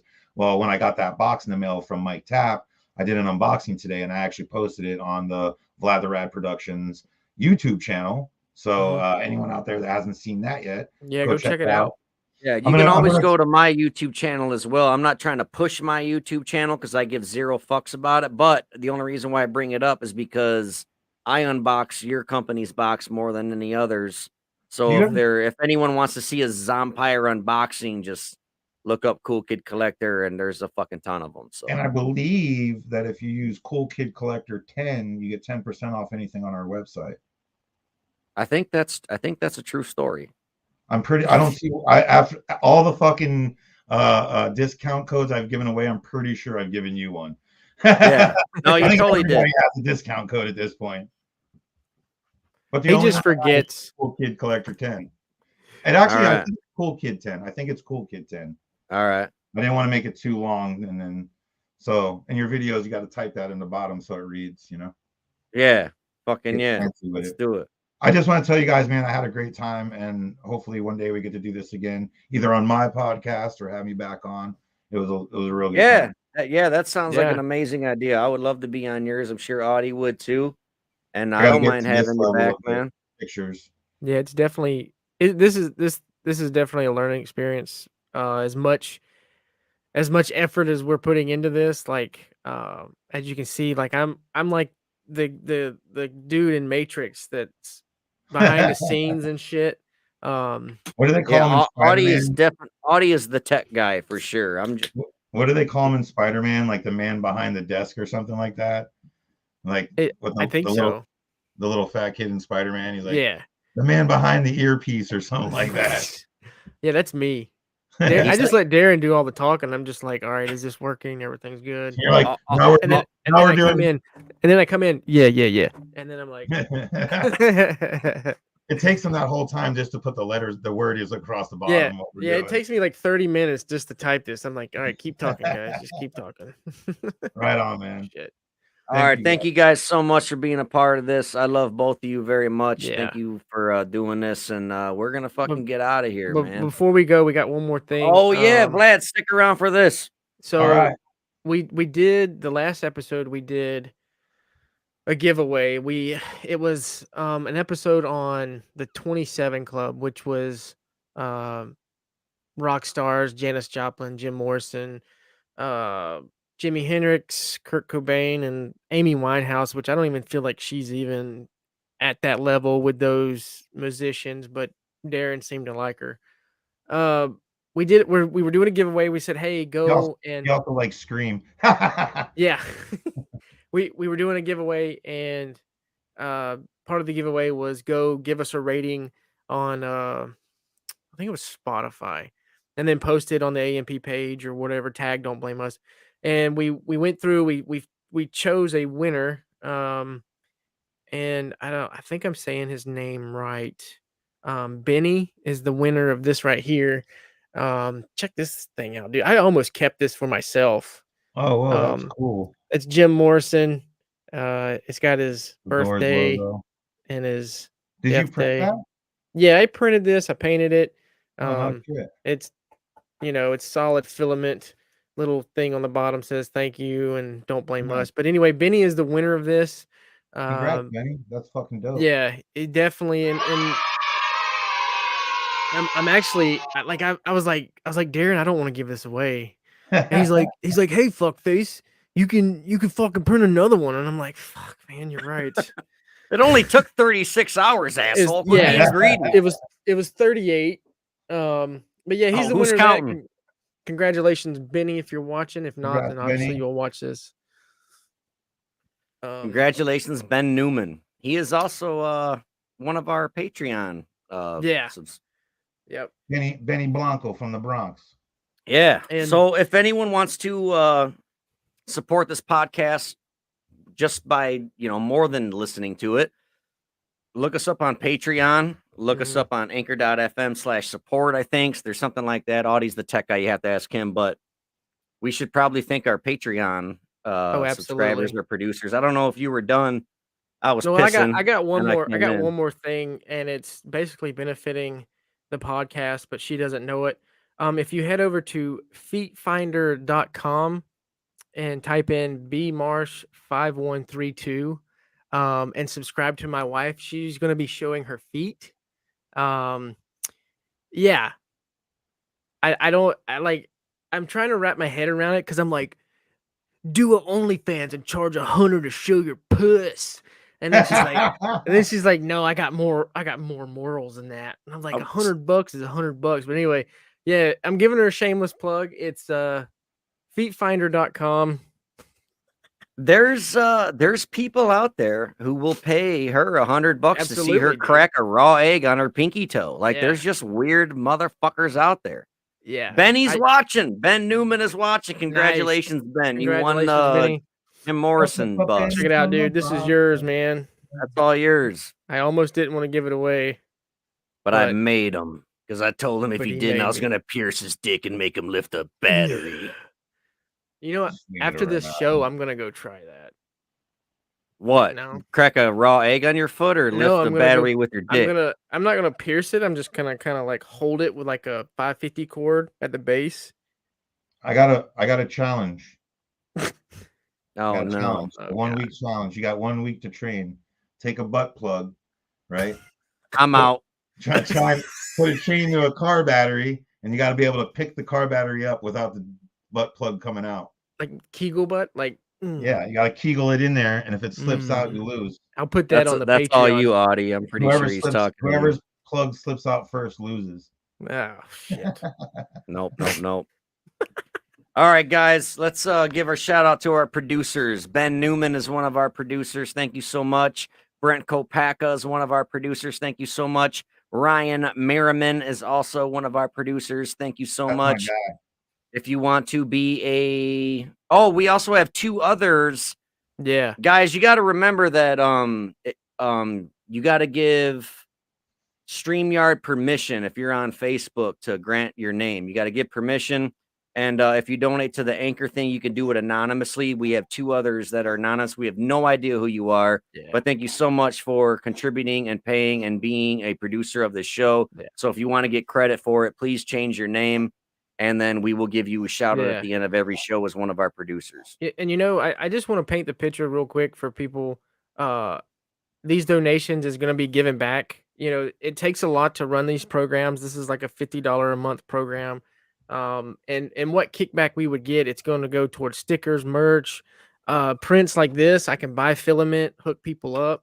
So it's nothing like crazy. We're not like trying to quit our day jobs and say, give us your money. It's not what we're doing. I see a lot of people that do that and give nothing back, but more or less it's just paying for what we're just trying to do. I would love So to we give can a keep shirt. fucking doing it. Yeah. Yeah. Let me know. Let me know when you guys need radio station-esque license plates. You know, that have your pictures on either side, like the Texas 2 one you just got. Oh yeah, Dude. man. That would be awesome. Yeah. Like, Dude, Hate My Name was at a convention today. He got the dude who played Tom Morga, who played Nubbins, yeah. and Bill Johnson on that plate. I sent them. That was in the last box. Nice. That's He just got it awesome. signed today, double signed. That's really cool. Yeah, Yeah, I was that's pretty cool. stoked for him. Very, Sorry, I very didn't cool. interrupt. No, I'm glad you did, man. That's a great point. I would love to have that on the license plate. Hell yeah. So is that it, gentlemen? Any last words? What do you guys think? Thank you very Tonight. much for tuning in. Yeah, I'm your man. co-host, Vlad the Rad. You're on 66.6 AM on your FM dial. So professional. That was nice. He's got a fucking rad voice, don't he? I sound like something out of the trailer park. Well, you got this goddamn. Well, Yeah. God damn it, boy. Bobby. Go look at pictures of Brittany's feet. Do look it. at feet or Yeah. dog. Go subscribe. Her pretty feet. It's called Brittany's Toe Jam. That sounds like a Tony Hawk Pro Skater 2 fucking part. It's a downhill No, wait. jam, but it's like, So is she gonna like have like a store where maybe she sells old socks or Well, I You know told what her I she mean? needed to sell panties, like used panties, but she doesn't listen to me. dude, there's So- people out there who want to see I'm like just like, dude? Twizzlers people out and there- between toes. I'll give who you will 25 bucks. It's Dude, there's crazy. people out there who will have her step in a jar of like jam, jelly, have it put Yeah, your or back mayonnaise, in, mustard. and ship it to them for like $100. yeah, dude. There's a girl on TikTok that farts in cans and shit, dude. I'm I in the know. wrong business. I need to start doing some Oh, crazy shit. oh, really? Is there? That sounds disgusting. Whatever. Like Who how would do long so? does a fart stay in a jar though? Really? I don't, Like, I if don't she's- know. Let's say she's Until in you Florida. open the lid. Let's say she's in Florida and I'm in like Toronto and she's got to mail it to me. How long is that fart good for though? You know what I mean? No clue. On the I could next test it. I episode. could fart in a jar, and then the next episode I'll open it on the air and be like, See if it still smells like an It'd be ass. like- Baba Booey. it'll be like, Oh, it stinks. Tasting good. all right, We got to get out gotta of here. go. All right. We're pushing 2.5 hours. Yeah. If we don't end it, we're going to be here till fucking... 5 in Don't the nobody morning. want to listen to a 6-hour No. podcast. That's true. All right, fellas. All right, I love you guys. Thank you Love so you much. guys. Bye, It's been man. fun. See you, Hit dude. that outro, Audie. Yep. Thank you for tuning in to our little Passion Project podcast. Remember, we go live every single Friday night, same damn time, same damn channel. So if you miss it, don't blame us.